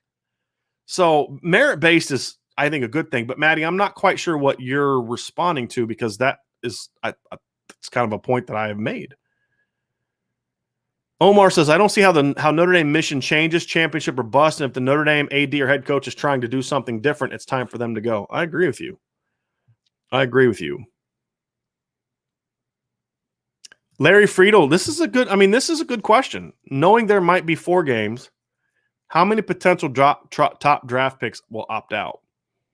I don't know the answer to that, but you have to wonder if, especially if there start being studies that, there's more injuries in the postseason than the regular season by percentage wise, that you're going to start to see some of that happen. Hopefully it doesn't, but I think that it will. So Kenny says, so this is a response. I asked you why. So I think it gives the program a sense of accomplishment of making the playoffs, even as a 9 seed or even a 12 seed, the same way making the tourney in basketball is a sense of accomplishment. So let me ask you this, Kenny. Let's go to this season, right? Go to 2020. So what's a greater sense of accomplishment for a team like Coastal Carolina or a team like Indiana? Is it a greater sense of accomplishment to go to the playoff and say, yeah, we went to the college football playoff and we got our butt kicked by Notre Dame or Texas A&M, whatever the case may be? And then you go say, okay, or can you go to a bowl game and potentially win a bowl game or be competitive in a bowl game? I just don't think that this participation trophy aspect of it, and I'm not saying that you're saying that, Kenny, but that's essentially what it boils down to. I don't think that's good for those teams. I don't think that helps those teams. You know, you look at a team like Iowa State. Iowa State didn't make the college football playoff this year because they got beat by Oklahoma. Well, then they got to go to a bowl game and beat Oregon. So they got to end their season with a win, and they're going into the offseason with a W, as opposed to in this scenario where now they'd have to go play Florida. And let's just say they even beat Florida. Okay, that's similar to, win over Oregon. Then they go into the next round, and they've got to play the 2 seed. They got to play Clemson. They're going to get smacked by Clemson. So now they've ended their season with a devastating loss instead of a win in a major bowl game. So I don't think it's a great sense of accomplishment. A great sense of what's wrong with having that great sense of accomplishment being going to a bowl game and winning a bowl game? Because if anything, look, here's the other thing too about this. That team, that 10th ranked team in Iowa State, they go to a bowl game. It's an event. That you're going. It wasn't this year because of COVID, but in most years you get to go to Florida or California or Texas, and you kind of get to have some fun team building experiences and all these other kind of things. Then you'll play a game. That's a sense of accomplishment. That last go around with your teammates. You win the game, your season's over. You feel really good. Hey, I finished my career as a winner. Well, the thing that stinks about college basketball is every of the 68 teams that make the NCAA tournament, 67 of them are going to end the season with a loss. How does that add to your sense of accomplishment? Right now, 3 teams are guaranteed to end their season with a loss. There's a good chance that 5 through 12 could all make certain bowl games where they don't play each other and they all end with a win. But now, all of them are guaranteed to end their season with a loss. I don't think that's a great sense of accomplishment. And as more teams make the playoff, because I think one thing you'll see here, and they do accomplish their goal, is there's a lot of different teams that are going to make this towards the bottom. The 5 through 8 tends to be kind of similar. Baylor sneaks in there one year, Utah sneaks in, Memphis sneaks in. Washington has a couple of appearances. I think they had 3 appearances in a row, right? Washington. Colorado sneaks in. This year, Washington was also in. You can't see it because I got them covered up. But, Washington made 3 straight playoff appearances. Wisconsin's made a few. But, Florida State sneaks in a couple times. Michigan sneaks in a couple times. But those teams aren't going to win championships. So how is that better for you than going to a Rose Bowl and playing a game that you could win? And if you win, your season's over and you end with a win. I just don't think that helps. I don't think that helps. Get 'em Rock says, us never getting a bye will do exactly what Kelly and Swarbrick want, us to make the playoff, but it will make it way harder for us to win, which is the goal that they have, but don't really. The goal they say they have, but don't really. No, I think there's something to that. I think this is something that a lot of programs want because their coaches can say when it comes contract negotiation time, hey, we made the playoff X number of years in a row.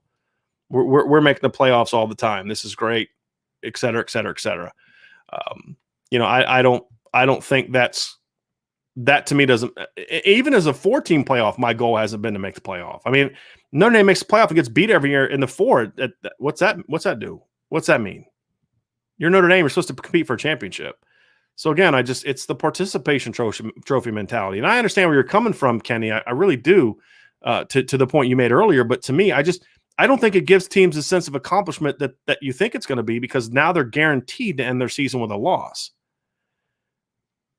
Matt D says, I agree with some of the others. If we need to expand, it shouldn't be more than 8 teams. I agree, but that's why I still felt like the formula that I came up with was best, because it really protects the regular season, adds to the bowl system, and then you still have a playoff afterwards. And you have more than 4 teams with a chance to get there in the bowl games. Let's see if we get some more questions here. D-Rock is not happy with Jack Swarbrick. Swarbrick wants to be a trendsetter and use this as his legacy. Terrible. Omar says, Kenny Moore, we chase championships here, period. So Kenny's comment wasn't about Notre Dame. Kenny's a championships guy. His comment was more about the game at large. It's better for other teams that have a chance to say they made the playoff. I don't think Kenny was saying that it's better for Notre Dame that they just make the playoff every year and lose. If I could speak for Kenny, if I'm wrong, you can correct me, but I think his thing was for the game as a whole. I don't think he likes it for Notre Dame. I think as a game as a whole, he thought it was better for the reasons that we discussed. Tom says Notre Dame and UCLA only ones who have not scheduled an FCS. USC has scheduled one. So that would have been relatively recently because as of about 6 or 7 years ago, USC, UCLA, and Notre Dame had not scheduled an FCS opponent. So I know USC had one scheduled, but I didn't know that they'd actually played that game yet.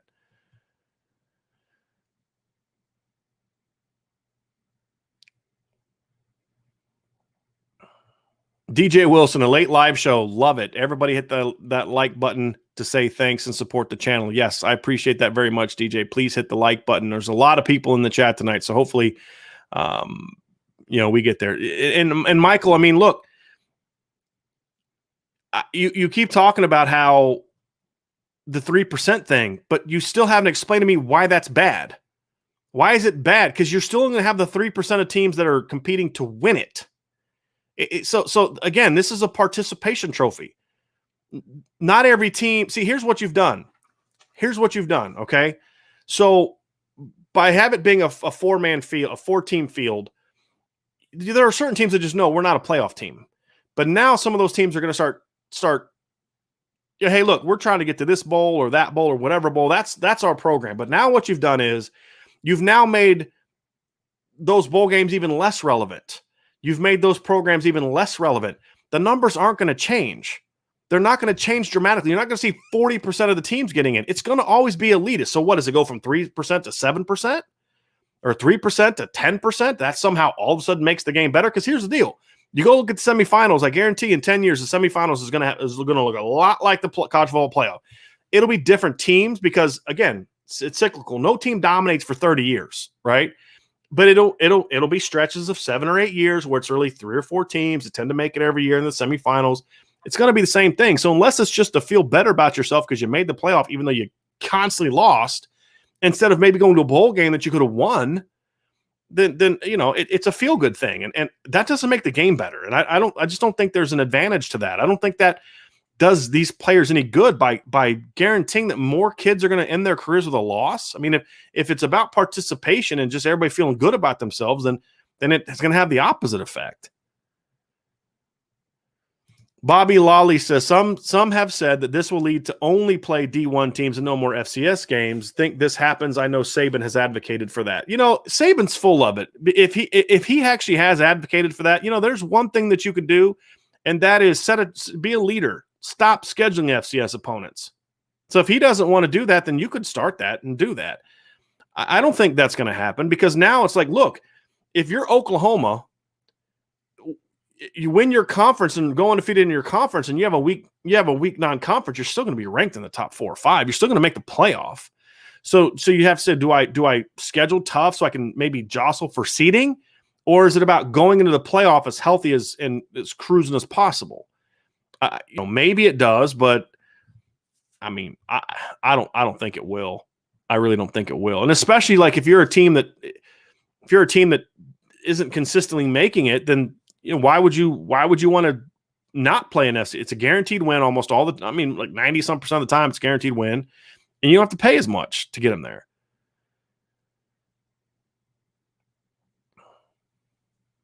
Let's see if we got some more questions here. D-Rock asks, and I don't know the answer to this, so if somebody else does, can anyone tell me on this chat how long is left on Swarbrick's contract with Notre Dame?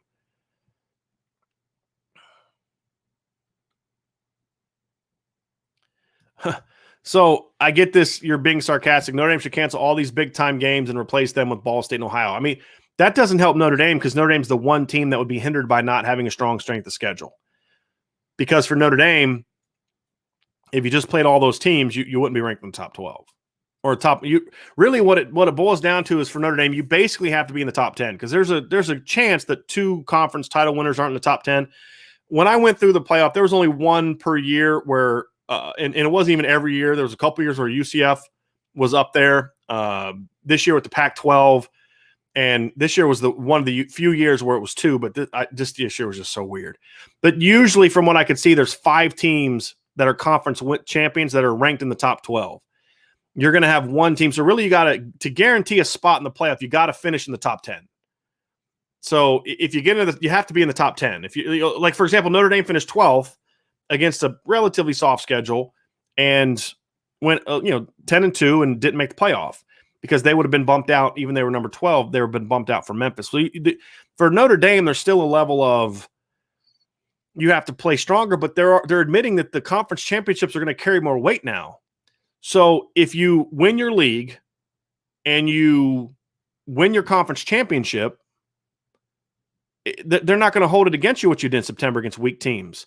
Look, if USC can go 9-3, lose 3 of their first 4 games by 17 or more points, won by almost 50, do you think other teams are going to get punished because they won their games against weaker opponents? No, win your league and you're going to get in. And that's what a lot of teams are going to decide to do, in my opinion. Plus, you can schedule more home games instead of having to schedule home and homes. Forget that. We're not doing home and homes. We're just going to play home teams against weak opponents, and we're just going to keep that money and make that money. That's the other part of this.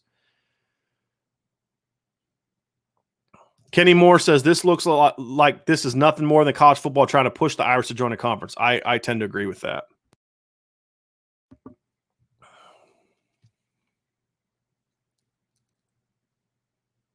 Matt D says, sometimes I think Jack, as educated as he is, makes poor comments in public that do not help Notre Dame. I think his whole point was to try to come across somehow as not being pro Notre Dame. I think that was kind of his whole point to this conversation was to get to that point where he's not. It's not about, hey, I'm not here as Notre Dame's athletic director. I'm here as part of a college football committee to do what's best for the game.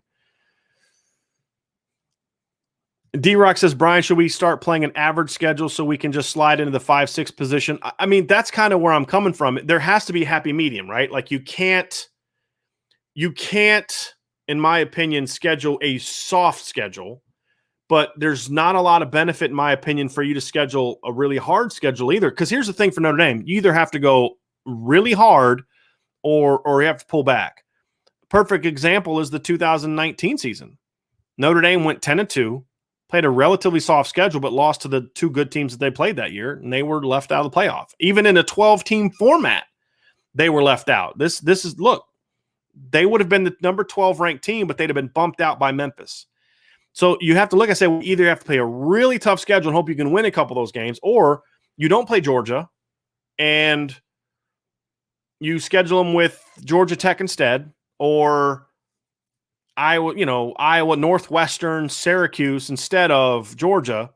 And then if you stub your toe once against Michigan or USC, you're still 11-1. You're still going to be in the top 10, right?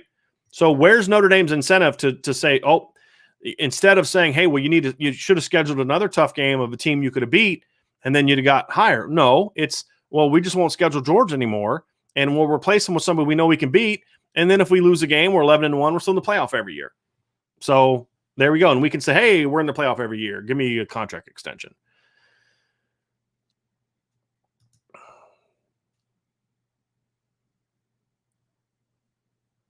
Let's see if we can find some more questions here. Yeah, wouldn't that have been something? That 2015 team with a better defensive coordinator, that'd have been something to see. Daniel Wade says, I thought we would see the end of the 13th data point with playoff expansion. It's the never-ending nightmare. It's not going away, Daniel. It's not. I mean, look, I understand Jack said that, but look, here's the deal. Notre Dame, so like if you're a team that plays in a conference, right? So let's just say Auburn was, let me find the year. Was it 2017? So that year, 2017, Auburn had to play 13 games. They lost their conference championship. Had they won their conference championship, they would have been a top 4 seed, but they lost to Georgia. So they go in the college football playoff with 13 games under their belt. Notre Dame would have only had 12. You don't think that fan base would have been like, oh, let's just say hypothetically Notre Dame would have made it that year. Let's say that Notre Dame beat Stanford in the last game of the year. Still lost to Miami, but beat Stanford. If that would have happened, if Notre Dame would have beat Stanford, they're in the playoff because they would have been ranked in the top 10. You don't think that Auburn fans would have been crying about, well, Notre Dame only had to play 12 games. We still have to play 13. There's still teams are going to be playing 13 games and not getting buys. You don't think the Pac-12 champion, USC that year, for example, or would have said, hey, look, why is this team getting in the playoff at 12 games and we had to play 13? That's a disadvantage. And then they have one extra week to prepare for our first round game. So that's not going away. It's not going away at all. And ESPN's still going to use it as long as Notre Dame's not signed with ESPN. Fans are still going to use it, so it's not going anywhere. All right, let's get back to here's some more questions here. Try to work through these, everybody. The StreamYard bumped me down again, so I lost a few questions. Bobby Lally says, Brian, by Boise argument, OU would be better off not going to the college football playoff than losing all these times. Boise getting in 3-4 straight years helps recruiting to build into a real challenger. But it doesn't really help recruiting, though. That's the whole point. So let's go back to that great stretch of Boise State, and let's look at this, okay? So I think we have to understand that you're still looking at it through the lens of that a playoff appearance is still going to look the same. And that's where I just don't think that's the way it's going to be.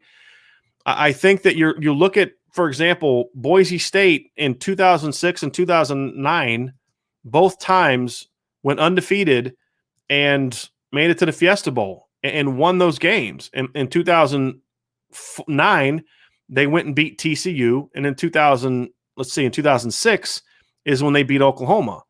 My point is you're telling me that making that playoff game, and let's say they win, let's say they still beat TCU and Oklahoma, you're telling me it's better for them to not win a Fiesta Bowl game and end your season undefeated. It's better for them to make a playoff, maybe win your first round game, and then the next week go get your brains beat in by Alabama. That's going to help recruiting? I don't think that's going to help recruiting. I don't think that's helping recruiting at all. The first year against TCU, Boise State was the 6th seed, so they'd have played at home. But in 2000 or 2009, in 2006, when they played Oklahoma, they would have been a 9 seed. So they wouldn't even had a home game. So let's say they go on the road. Now, let's just say hypothetically that road game is against Oklahoma. Oklahoma was the number 7 team, so it would have been close. So now, instead of playing Oklahoma in the Fiesta Bowl on a neutral field, you now have to go to Norman to play them. That doesn't increase the odds that they win that game. It doesn't. So that's the thing we have to get away from is it's not the same thing. Even if they win that game, they're still not ending their season undefeated. Boise was able to end their season undefeated twice during that stretch.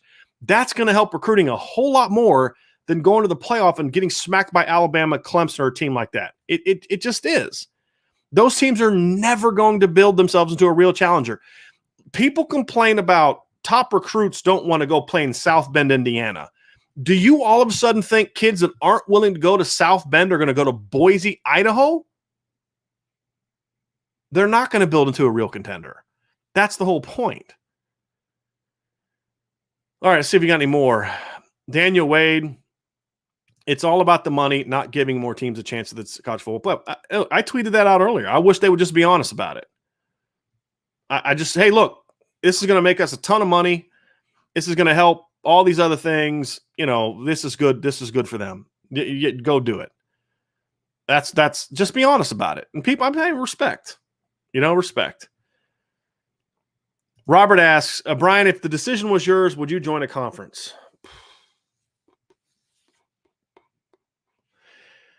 Robert, I don't know. I can't answer that because I'm honestly, I'm back and forth every day. I think it's inevitable that it's going to happen. I don't like it. I think that one of the things that made me a Notre Dame fan is Notre Dame is different. And yes, Notre Dame should be winning championships, and that's a big part of why I became a Notre Dame fan. But that independence has always kind of meant something to me. And just joining a conference for football, to me, sort of cheapens the brand, in my opinion, because now you're not this standalone program. Because what's one of the selling points of Notre Dame is, hey, we're basically you're your own league. You can play whoever you want, whenever you want, wherever you want. That still matters. That still matters to recruits. I'm just telling you, it does. Kids still value that. That's gone when you join the ACC. Was anybody thrilled with the Notre Dame schedule this year? Was anyone excited about playing 10 regular season games against an ACC team? Okay, so to drop to 9. Does that excite anybody? Does that make you say, boy, I just love that? Not if you live in the West Coast, not if you live in the Southwest, not if you live in the Northeast and you know Notre Dame's never going to really come here or rarely ever come here. I just think it cheapens the Notre Dame brand. But then the other part of me says, if it becomes a detriment to your ability to win a championship, then you almost have to, because ultimately that's the main tradition that made Notre Dame great, was winning championships, not independence. But to me, if you can keep independence and still compete for championships, that would ultimately be my desire, Robert. That's the closest I can come to making it. I'd have to think a lot more about it to really think about ultimately what my decision would be. But if I had to make a decision right now, I'd say I'd do everything possible to maintain independence for Notre Dame.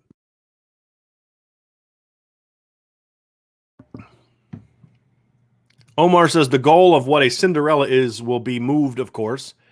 It's going to be anybody outside the top 5 or 6 programs. I think they may try that, but if it's like, LSU, who's not typically a top 5 to 6 program, it'll be teams like that. It'll be a Florida State. It'll be a Notre Dame. It'll be Auburn. It's not going to be Coastal Carolina. It's not going to be Cincinnati. It's not going to be Central Michigan. It's not going to be, it's just not. And they may win a game, but no team like that's going to get hot and go win a title.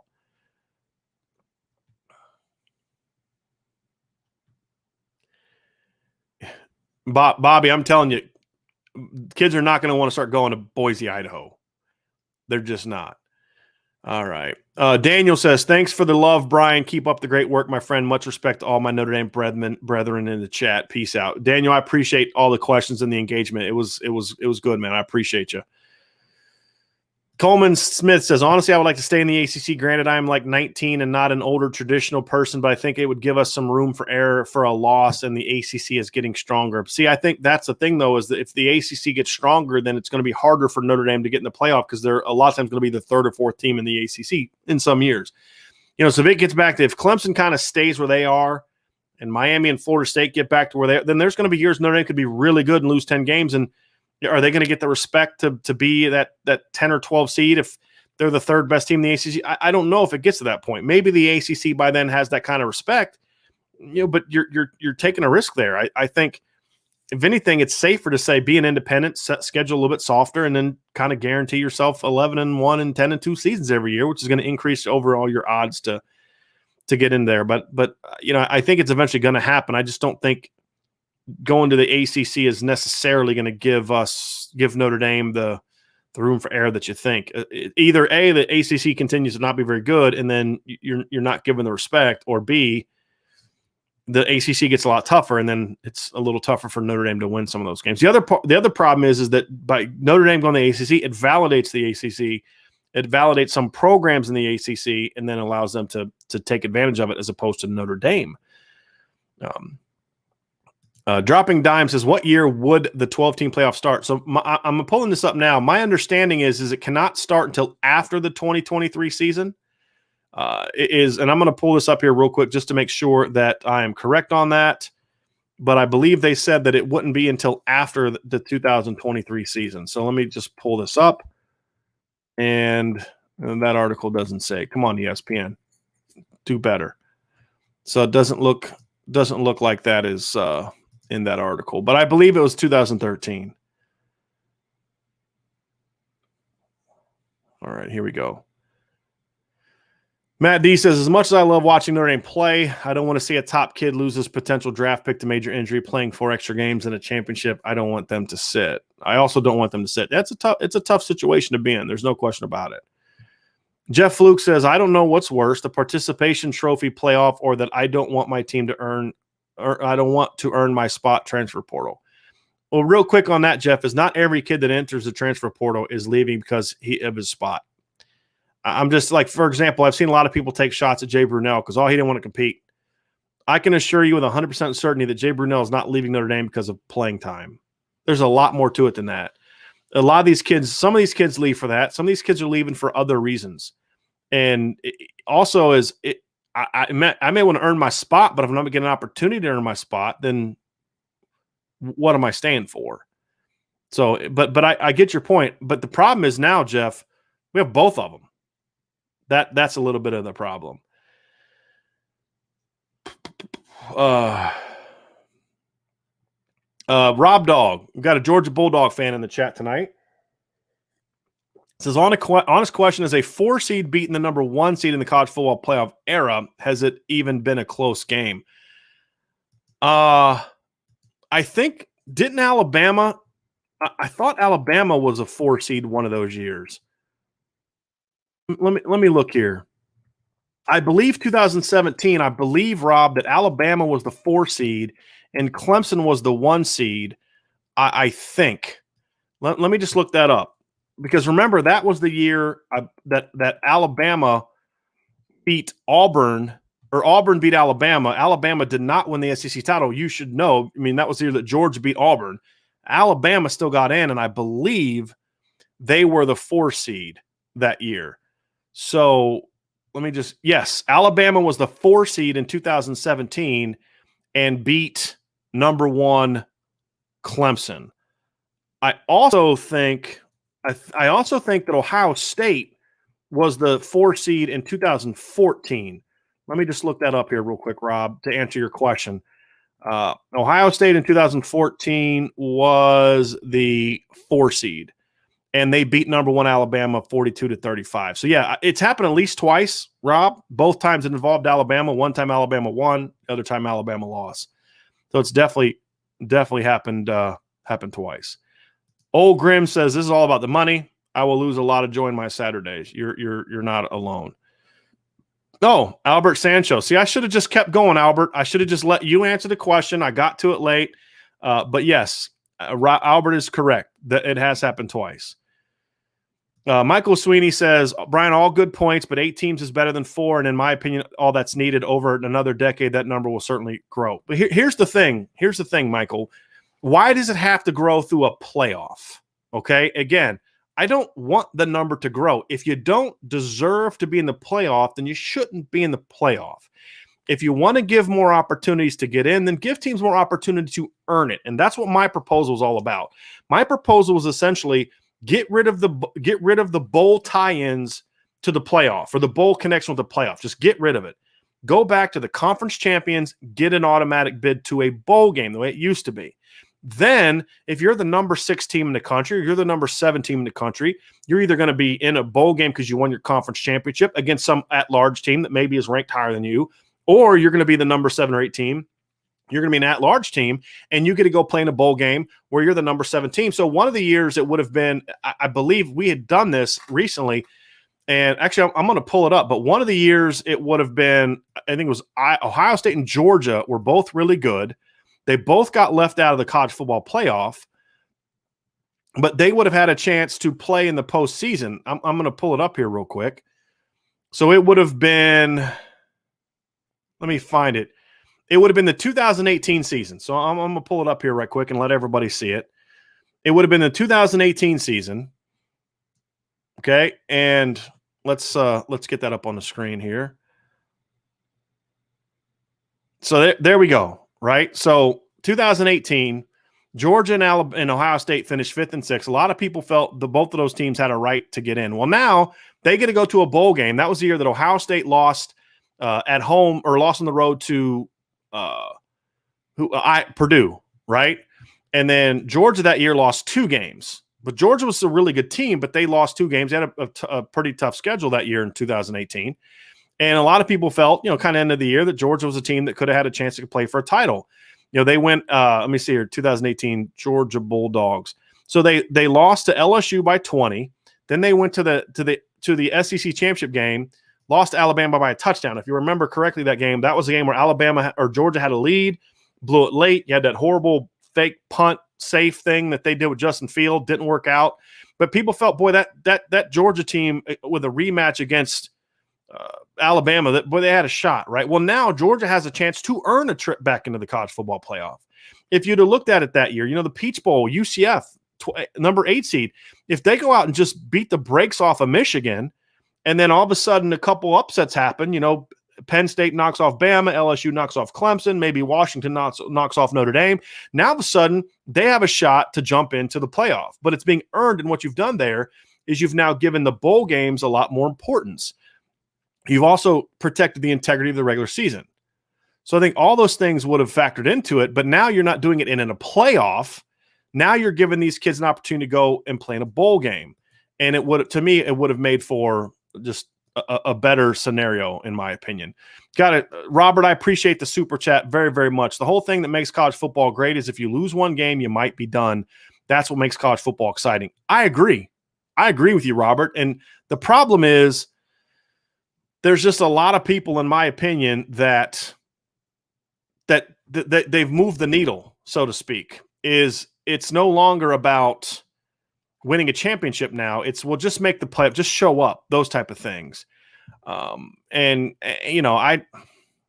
just not my, look, even as a Notre Dame fan, Notre Dame would have made a couple more playoff appearances, but they didn't deserve to be a playoff team that year. In 2015, Notre Dame had a chance to earn a playoff spot by their play on the field. They didn't get it done. They lost to Clemson. They lost to Stanford. They didn't deserve a chance for a national championship. Would it have been fair to Clemson that year if they beat Notre Dame to then have to play Notre Dame in a rematch and then Notre Dame beats them? So even though Clemson had no losses and Notre Dame had 2, then Notre Dame gets a shot as a rematch. You had your chance. You didn't get it done, right? That's the way I look at it. 2017, if they'd have beat Stanford, they would have been in the playoff. But you know what? They didn't deserve it. They lost 41-8 to Miami. They shouldn't have been in the playoff that year. 2019, let's just say they didn't have that thing and Notre Dame gets in as a 12 seed. You got your butt kicked by Michigan. You didn't deserve to be in the playoff. I want Notre Dame to win a championship, but I want them to earn it. And I don't want to see a 3-loss Notre Dame team who's now in the ACC win a championship. It just kind of takes some of the joy for me away from it.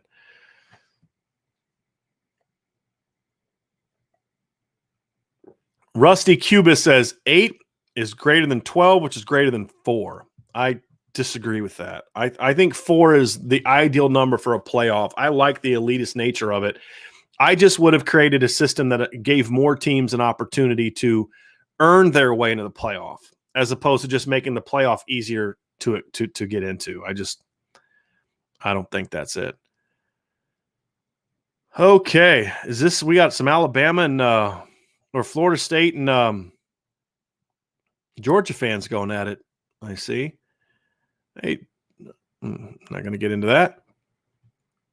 MT41, thanks for taking time out of your night to break this down for us, Brian. You're welcome. I was kind of fired up about it and figured it'd be good to vent a little bit and talk a little bit with people, so I appreciate it. All righty.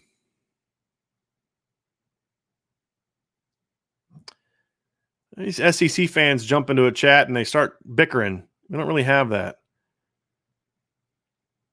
All right. I hope I'm saying this right, but Hallian says, watch 12-0 G5 teams continue to get screwed. So as I went through the schedule from before, and I'll pull it up again, but I don't see that happening in this scenario. I think actually it's not there anymore, but I don't see that happening.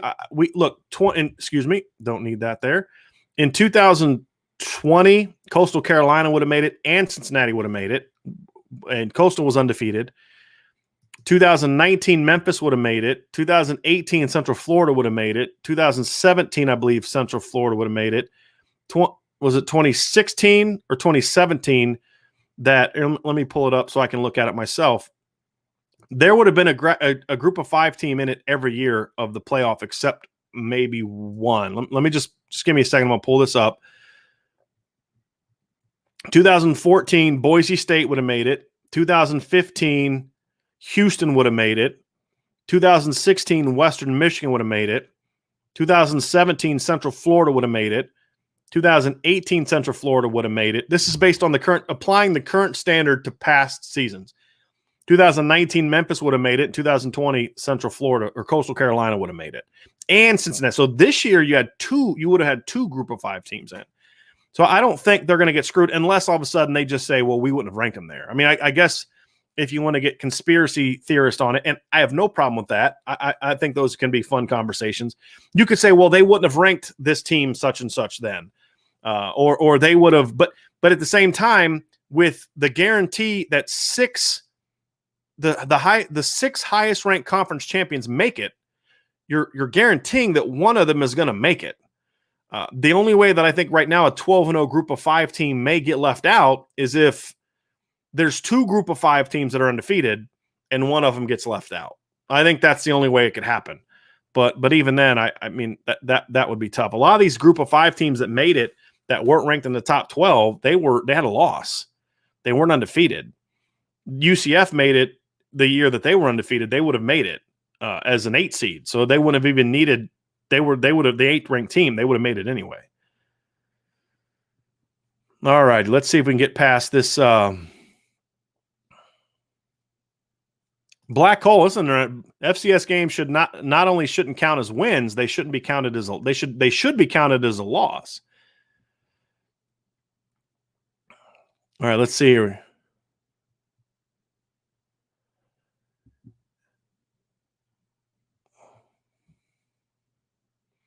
Hey, look, I mean, it looks like you're an Alabama fan. That's fine, but here's the deal. That's not what we're talking about. What I'm talking about is put your money where your mouth is. If you're going to, and I don't even know if Nick Saban said this. I'm saying someone said he said it.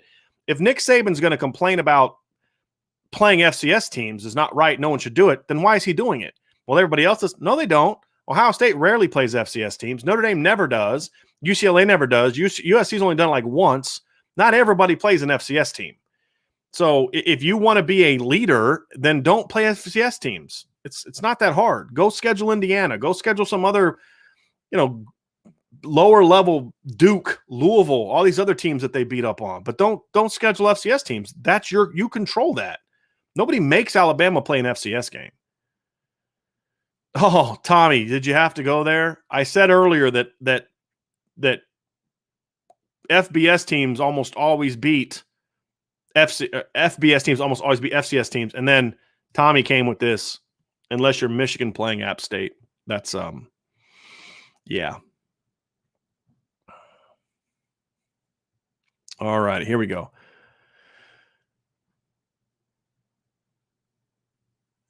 Trying to get some more questions here. Well, I didn't realize how these arguments that rage in some of these things. There we go. All right, so here we go. Paul George says this expansion is going to ruin college football. What ruin college football special? What makes college football special? By devaluing the regular season. By devaluing the regular season games lose the high stakes value that separate them from the NFL. And ultimately, at the end of the day, Paul, that's my biggest concern. Absolutely biggest concern. Okay, Maddie. Okay, so we're on the same page. I appreciate it.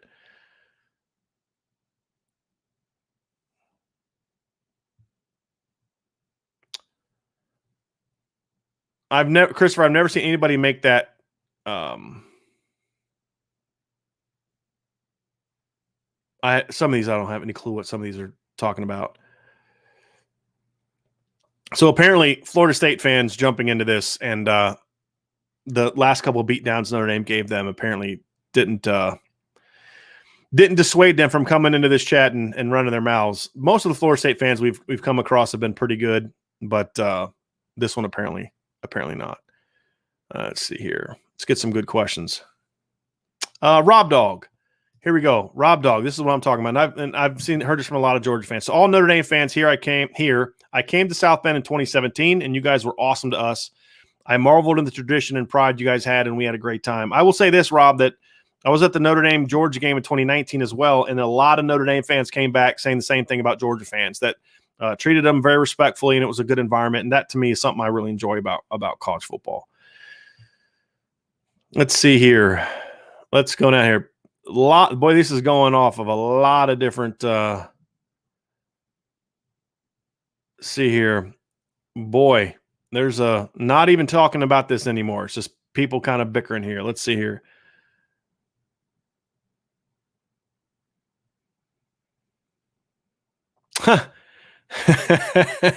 Reed Pribble, why do you have to steal Kane Madden from Florida State? This is the first time you've listened to my channel, buddy. I would have been okay if they didn't do that. So, yeah. All right.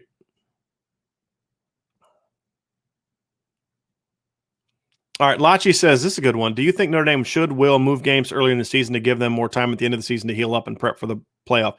No, I mean, because there's only so many weeks. The NCAA mandates when you can start your season. And there's only so many opportunities for bye weeks. So the only way to do that is to just not play as many games. Now, what you could argue is that you maybe play some of your bigger games early. So then you're kind of playing some of your inferior opponents in November. So you're not getting as much wear and tear. But I don't think they're going to do that. I think it's just a situation where you have to decide what kind of scheduling format you want to have. Do you want to go tough in hopes that you can be a 10-2 team with a higher resume because you've played really good schedule? Or do you want to play a relatively softer schedule in hopes of ensuring yourself an 11-1 or 12-0 season? I don't think either of them are necessarily advantageous for Notre Dame. I mean, at the end of the day, you're going to have to go out and win all your games or at least go 11-1. But how do you want that 11-1 to look like? And those are going to be the questions that that need to get discussed. Robert says, Brian, don't you think it would be more beneficial if the top 25 rankings did not come out until week 4 or 5 after the season starts? I don't think that, not anymore, Robert. I don't think that matters as much anymore because I think the College Football Playoff Committee has done a pretty good job of not really caring what the AP and the coaches poll say. And there was no better evidence of it this year. Do you remember when ESPN lost their minds when they had BYU out of the top 10 that first week? I mean, they were like, BYU is going to, where are they going to be BYU? Are they going to be 6th? Are they going to be 7th? Are they going to be 8th? And then I'm like, something like 16th or 17th. And the people at ESPN lost their minds with that. I think the committee's done a pretty good job of not really caring what the rankings say. So, it's kind of like, I think basketball did like a preseason back in the day. And I don't know if it's still this way, but they had a preseason back in the day. And then like new rankings didn't come out until, a month into the season or something like that. I don't think that matters because the playoff committee doesn't come out until November with their rankings, and their rankings are going to be independent. So I don't think it matters. I think having the rankings now, like in September and October, is good because it creates more excitement for specific games. And a perfect example is 2018, Notre Dame's ranked number 6 and Stanford's number 7 or vice versa, but it was two highly ranked teams. Well, Stanford ended up not ranked in the top 25, but because they were ranked so high in the preseason and, they were able to kind of maintain that high ranking before they played anybody good, it made for a more entertaining game and night game and all these other kind of things. So I think there's merit to having a ranking because it's more for selling things. It's more for selling the mystique of a game. It's 1 versus 2 or 2 versus 3. But at the end of the day, it's not going to matter at the end of the season because the committee is going to determine who the top 25 is. And it really, the AP and all that has no bearing. So to your point, the only rankings that matter don't come out until like the 8th or 9th game, really, in a lot of seasons. Brian, do you think the realignments of the 2010 should be reversed? So we've talked about this before. I have always been, if I was college football king, my original proposal, and this was over a year ago, would have been to go back to the old conferences. I'd bring back the Big East. I'd make the Big 12 have 12 teams, or go back to the Big 8 and then have the Southwest Conference where the Big 10 only has 10 teams. The Big East comes back. The Mountain West goes back to, a more of a traditional thing. Or if you want to keep the Big 12 and not go back to the Big 8, you could do some other things. But I would like to see what I would like to see from this, what ultimately would be awesome for me is if this led to teams saying, well, it's no good for us to be the 6th team in a 14-team league. So let's break off and go back to the smaller leagues. Maybe there's more independence, but most likely you'd see teams going to like 8 to 10 team leagues, and there'd be more leagues. And then you could say, hey, now the top 6 get it. I mean, there'd be some merit to that. The problem is that would require ESPN to kind of throw some money around in different forms and foxing them in some different forms. So it's like, hey, instead of the Big 12 and the SEC getting this amount of money, we're going to take all that money. Instead of splitting it between 2 conferences, it's going to go to 3 conferences. So it's still the SEC, but it's going to have fewer teams. It's going to be the Big Eight, and it's going to be the Southwest Conference. Most of the teams in the SEC now are from one of those conferences. I think that South Carolina is the only one that wasn't, right? South Carolina was an independent back when last time Notre Dame won a title. Then they jumped, I think was a 89, 90, something like that. South Carolina jumped into the SEC. Arkansas followed a couple years later. That's about when the Southwest Conference went away. But if they could go back to that, where it's the same number of teams, but the money's just being divvied up amongst the conference a little differently. So maybe the payouts to the teams are about the same, but it's just going to more conferences. I would love to see that. I think conference realignment is one of the things that really hurt. It's not only hurt college football, I think it really hurt college basketball. So, yeah, I would like to see that. Would I like to see the realignment of the 2010s be reversed? Yeah, I would love to see that. And then I'd be a little bit more open to maybe us rethinking how we do the postseason. But I don't think that's going to happen, but I would like to see that happen. Omar says Dell and Elston are ND impediments right now. I'm going to have to disagree with you on that one big time. The first one, not so much, but Mike Elston has done a heck of a job recruiting to the defensive line and coaching the defensive line in recent seasons. So I'm hoping that was a bit of a mistake. Brian, do you think every conference champion should get an automatic bid like other NCAA sports? No, because football is a different animal than any other sport. Because here's what makes football different, okay? And why football can't be compared to every other sport. You could play up to 4 to 5 games a week in basketball. You can play 4 to 5 games a week in baseball. To play the number of games that teams will play in the baseball tournament, for example, would it's almost the entire football season to play that same number of games. And so you can't have a postseason that has 50, 60 teams or 25 teams or whatever the case may be. You see that at Division III level, right? Like there's 32 teams that make the college football Division III, but they only play 10 games. And that's how they're able to make it work. College football is not going to get rid of a bunch of games. They're not going to take 2-3 games off. They're not going to get rid of the conference championship games. I don't think every team deserves a bid. Some years your conference champion does not deserve a bid to make it to the postseason. They just don't. I think that's something that makes – I don't want football to be like every other sport. It's so different in so many different ways that we shouldn't try to force it to being like other sports. It doesn't make as much sense. And so it looks like Omar, somebody just texted me, said that you changed that. So Quinn, yeah, now I agree with you. I'm because usually you're on point. So I was a little bit concerned by that.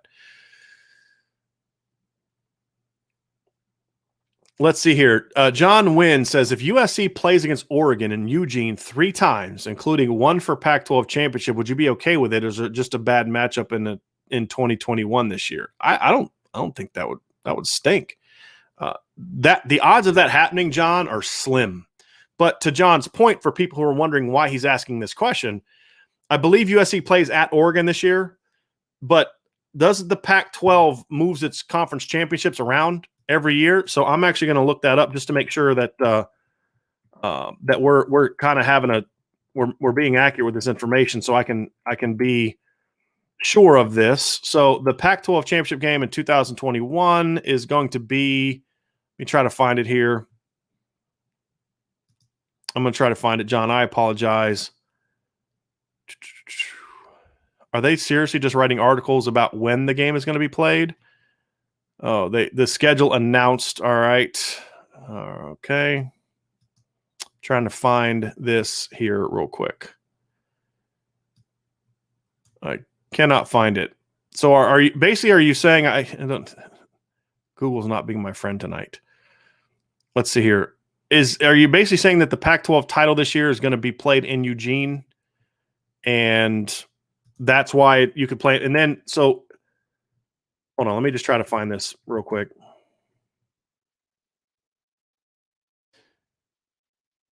It's going to be in Las Vegas, so it wouldn't work that way. So, yeah, so it wouldn't matter. There's no way they can play them in Eugene 3 times. But let's just say hypothetically where they do move the title around, and it's the year where USC has to play them on the road then, and then have to play them in the Pac-12 championship game because Oregon's in the north and USC is in the south. And then the way that they're seeded, because the one thing the committee said is they're not going to reseed based on rematches. So if if it's going to be Ohio State versus Wisconsin for the third time, that's just where the seating is, and that's just where the seating is. Yeah, that wouldn't make a lot of sense, and wouldn't make it very good, to be honest with you. All righty. Let's see if we got any more questions here before we wrap up. All right, Tavis McKay, if Notre Dame had to join a conference for football, would you rather have Notre Dame hold out to join the Big Ten over the ACC? No. Tavis, I am very anti Notre Dame ever joining the Big Ten. Number one, I don't think it does anything for Notre Dame. Notre Dame doesn't need to be in a regional conference like the Big Ten. Being in a conference should, for me, for Notre Dame, because Notre Dame is different. It should be about what conference is good for you in regards to expanding your base. Having a strong Midwestern base doesn't help Notre Dame. And also then you can kind of get into the fact that the Big 10 had two chances to get Notre Dame in their league, and their anti-Catholic bigotry kept them out both times. I'm not Catholic, so it's not that I'm personally offended. I just think it's pretty ridiculous that those kind of things now just the Big Ten is going to get rewarded for that because it's going to make them a lot of money. I'd much rather see, and the ACC has been good to Notre Dame. I mean, look what the ACC did for Notre Dame this year.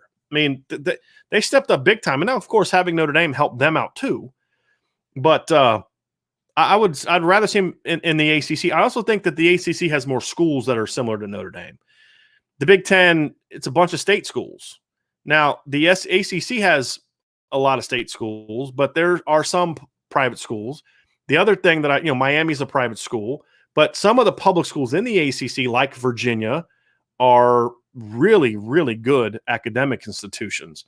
So I personally would like to see Notre Dame in the ACC. That's just my personal stance, my personal opinion. I don't have a lot of interest in Duke is also a private school. I believe Georgia Tech's a private school. So there's some really good private academic schools in that conference, and that to me would just be a better fit for Notre Dame in a lot of different ways. Let's see here.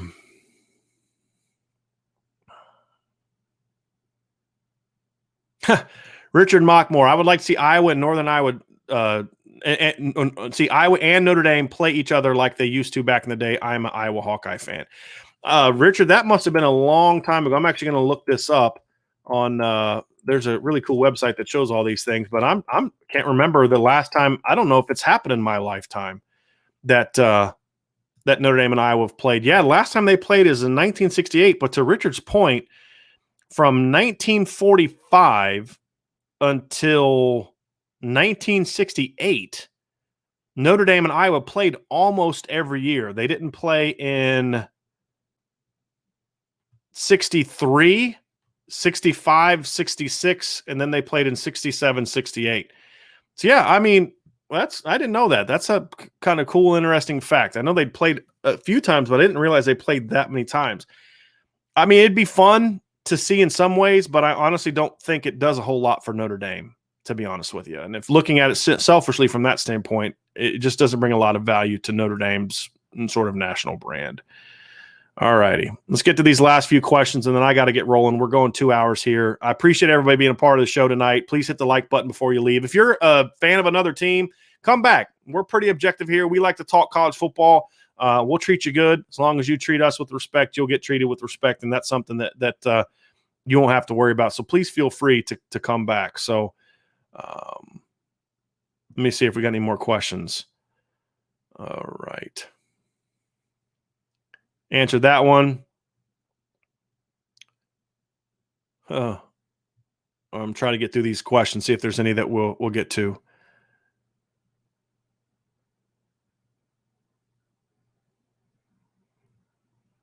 Let's see here. And Tavis, I apologize for not getting this sooner. I had a ton of questions to get to, but I didn't answer that earlier. I appreciate you checking out the live stream tonight. Hopefully come back. We have a live stream every single day at 1 o'clock Eastern. This was sort of a special one tonight to obviously address a topic that was pretty relevant. Troy Jeffco, do you think Notre Dame will join the ACC now with playoff expansion? I think Notre Dame, I've said this on radio shows in the past, I think Notre Dame joining the ACC is inevitable. I think this is something that could certainly expedite that a little bit, in my opinion. Perfect world, however, I wouldn't mind seeing if, like as I said before, if Notre Dame had to join a league, the perfect thing for me would be you'd go back to the old conferences where there was more. It wasn't the Power Five, but you have the Big Ten, you have the ACC, you have the SEC, you have the Pac-12. But then I'd kind of go back to the Pac-10. You'd have the Big Eight, the Southwest Conference. You'd bring the Big East back, make the Mountain West to what it was. With Boise and TCU and Utah back there. It's never going to happen because those teams would have to give up some money most likely, unless ESPN can find a way to make it work or Fox can find a way to make it work. But and then in that case, I would love to see Notre Dame join the Big East with Miami, and that would be a lot of fun. To have Notre Dame in one division and Miami in the other division would be a lot of fun, or just have them both in the same league because that's one rivalry that I liked and I'd love to see come back is Notre Dame and Miami. Paul George, I agree with you here. You should earn your right to make an exclusive playoff with your regular season performance. Expanding to 12 allows for undeserving teams to make the playoff. I agree. Which then, Paul, is going to cheapen the whole you made the playoff thing to begin with. All righty. Here we say Danny Shibley. Notre Dame is strong. How many wins do you think you will win? Danny, I've kind of set the floor at 10. I think the floor for Notre Dame is 10-2 this year. It's a tough schedule, but not a brutal. I mean, it's not like a brutal schedule that Notre Dame used to have back in the day, but it's a challenging one. North Carolina's ranked high, Wisconsin, USC, Cincinnati. 10-2 is the floor. I think they're certainly capable of winning more, but to me, that's the floor of where we're at. Cool S, Notre Dame should join the SEC. No. I mean, that would never happen, and there'd be no need for them to do that. Let's see here.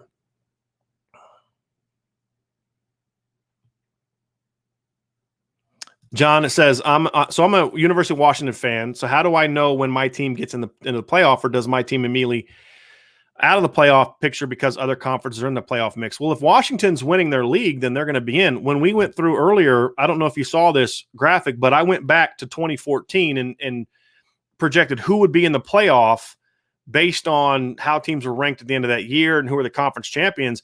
Washington would have made it in 16, 17, and 18. So Washington would have made it 3 years in a row.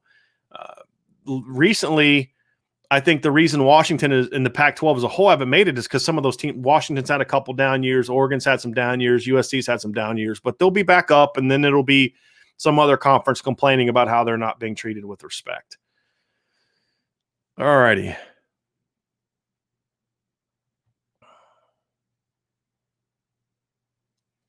George O, who's excited to watch Iowa and USC get to be the 12 seed every year and get blown out by 30? That's going to happen. That's absolutely going to happen. Let's see here.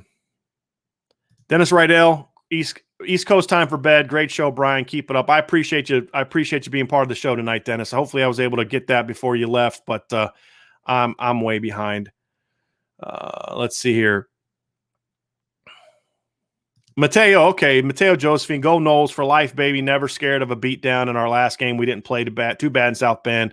Different story this year, and I like the show, by the way. I appreciate you being a part of it, Mateo.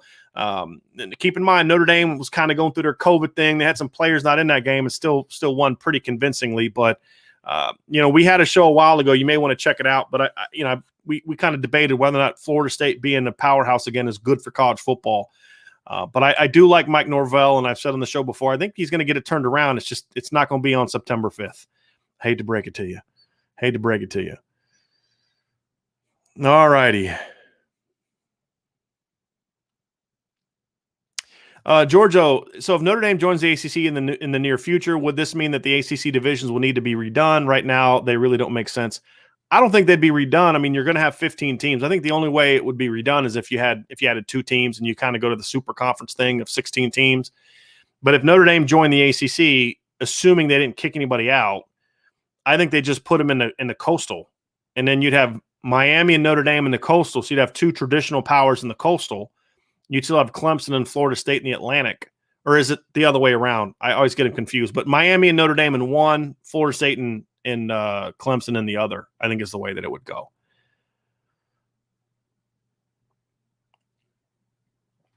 All righty.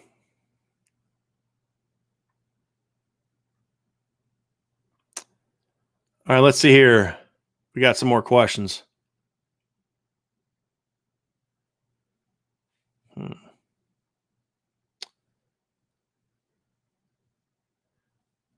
All right, I'm going to try to find some last questions before we get out of here. Again, I appreciate there's a lot of non-Notre Dame fans in here tonight, so I really appreciate that. I'm going to try to find some questions here before we get out of here. I try to answer every question in our chats, but we're over 2 hours and there's a lot of questions, so I'm not going to be able to get to all of them tonight. But I really appreciate everybody being a part of the show. Let me just see if I can get to some of these. All right, and Matty K. Hey, Brian, I wanted to get your take on how too many playoff games could take away a special feeling to the national championship game, if it does, in your opinion. I actually don't think that'll be the case. I think the national championship game is still going to be an important thing. It's just going to be – my question is if those teams are kind of beating up the first couple rounds, and now it's been a while since like the SEC title game, does that maybe take – but I don't think so. I think once we get to the semis – and you've kind of got your four, and the weak ones have been separated from the true powers, I think it's going to back to being exciting. And I think all it's going to do is expand the season and take it a little bit deeper into the year, which I can live with. I mean, that's one of the positives of it. I don't think it's going to take away from the national championship. I think the only way that would happen is if,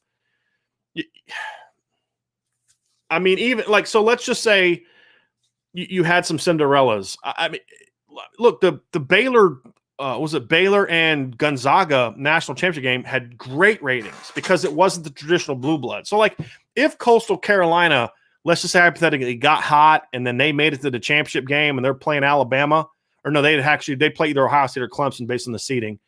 I think a lot of people tune in for that because it's kind of that, can they pull it off? But I don't know if ultimately that's good for the game. I personally don't think that it is, but I just don't think it's going to happen.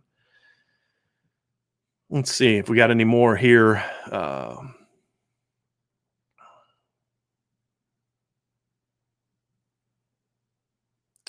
Michael Sweeney says, Brian, I've followed your earlier efforts. You are one of my favorite. You're one of the most knowledgeable voices I've heard. It's a pleasure to follow and enjoy your contributions. Thank you. I appreciate it, Michael. I appreciate your questions tonight. I've enjoyed them. Again, we disagree, but I understand where you're coming from. We just disagree a little bit. Tommy Leonard, welcome to IB Nation. All of you who are new, yes, absolutely. Come back, even if you're not a Notre Dame fan. Come back.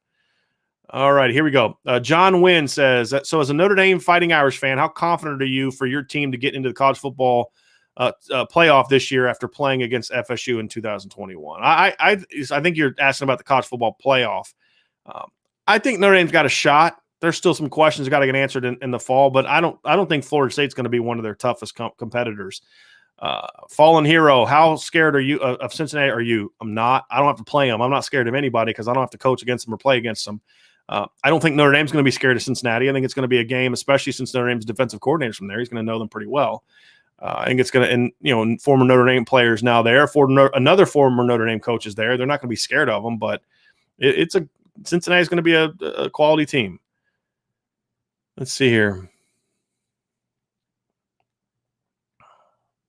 Trying to find some final questions before we bail out of here. Again, I appreciate everybody sticking with us tonight. All right. Maddie K, thank you, Brian, for answering all my questions. And everyone hit the like and subscribe button. See your good content as always. I appreciate that.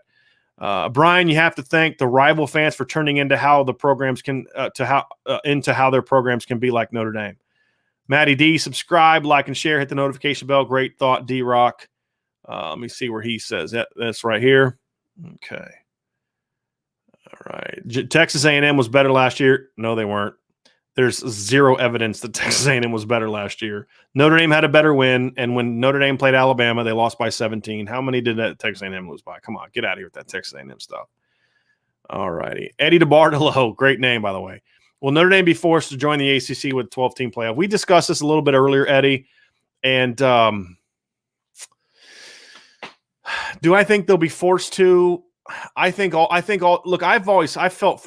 this really for the last year. I think Notre Dame joining a league was inevitable. I think at the end of the day, it was going to be about money at the end of the day. And that was when it became more advantageous to be in a conference to make money than the Notre Dame would have joined. I think now Notre Dame it's not more advantageous for Notre Dame to be in a league to make money. Now, just straight TV money, sure, it is. But as we've broken down and as other Notre Dame writers have broken down, there's a lot more money to be made beyond the TV contracts that is for Notre Dame to be an independent. When that changes, Notre Dame will join a conference. When it becomes more advantageous financially to join a conference, Notre Dame will do it. I think this expedites the process because now I think it is going to be harder for Notre Dame to compete for a championship. Now, the counter argument that some will make, and I get it, is, look, if Notre Dame can make the championship more, then the more times you're in it, the more years you have a chance to compete for it. I get that, but again, that's not that's a basketball way of thinking, and I don't think that that's going to show up so much in football. I think in football, it's more going to be about who the best teams are. And so maybe Notre Dame can take advantage of it, but I just, maybe you win one game, but I think if you're a flawed team in football, you're going to get exposed at some point in time. You're not going to go out and win 4 games if you're a flawed team. And that's why at the end of the day, you're still going to see the same 5 or 6 teams competing for championships on a regular basis. D-Rock, tonight's show was lit. Go Irish. I appreciate you being part of it, D-Rock.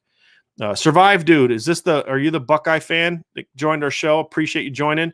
Do you think North Carolina will beat Notre Dame? No, I don't. I think Notre Dame lost more players. North Carolina lost more impact players. They lost 2,000-yard running backs, a 1,000-yard receiver, their best defensive player, and Notre Dame beat them by 2 touchdowns at their place last year in a game where Kyle Hamilton got kicked out in the second quarter. Kyle Hamilton was Notre Dame's best player that day and will be their best player this year.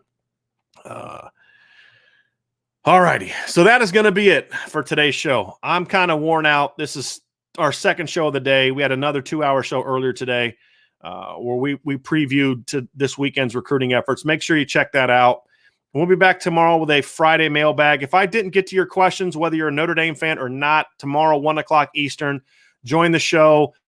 It's simply the show starts by saying, hey, here we are, and then we just answer your questions. So that's every Friday at 1 o'clock Eastern. Join the show and be a part of it. For all you Notre Dame fans, thanks so much for joining us tonight. Always appreciate your support. Got our merch channel down at our merch store down below. Free newsletter where you can get our articles sent to you every morning is down below. Our links to our podcast, our YouTube, all those type of things are down below. So check those out and be with us as always. I'm going to get a good night's sleep tonight and be back tomorrow by 1 p.m. ready to rock and roll, talk Notre Dame football. I'm sure these questions will come up again. And again, if I didn't get to your question tonight, I apologize. Come join the show tomorrow at 1 o'clock. Leave the question again, and I'll get to it. So everybody have a great night. Be safe. Treat each other well. And I'll talk to you again very, very soon.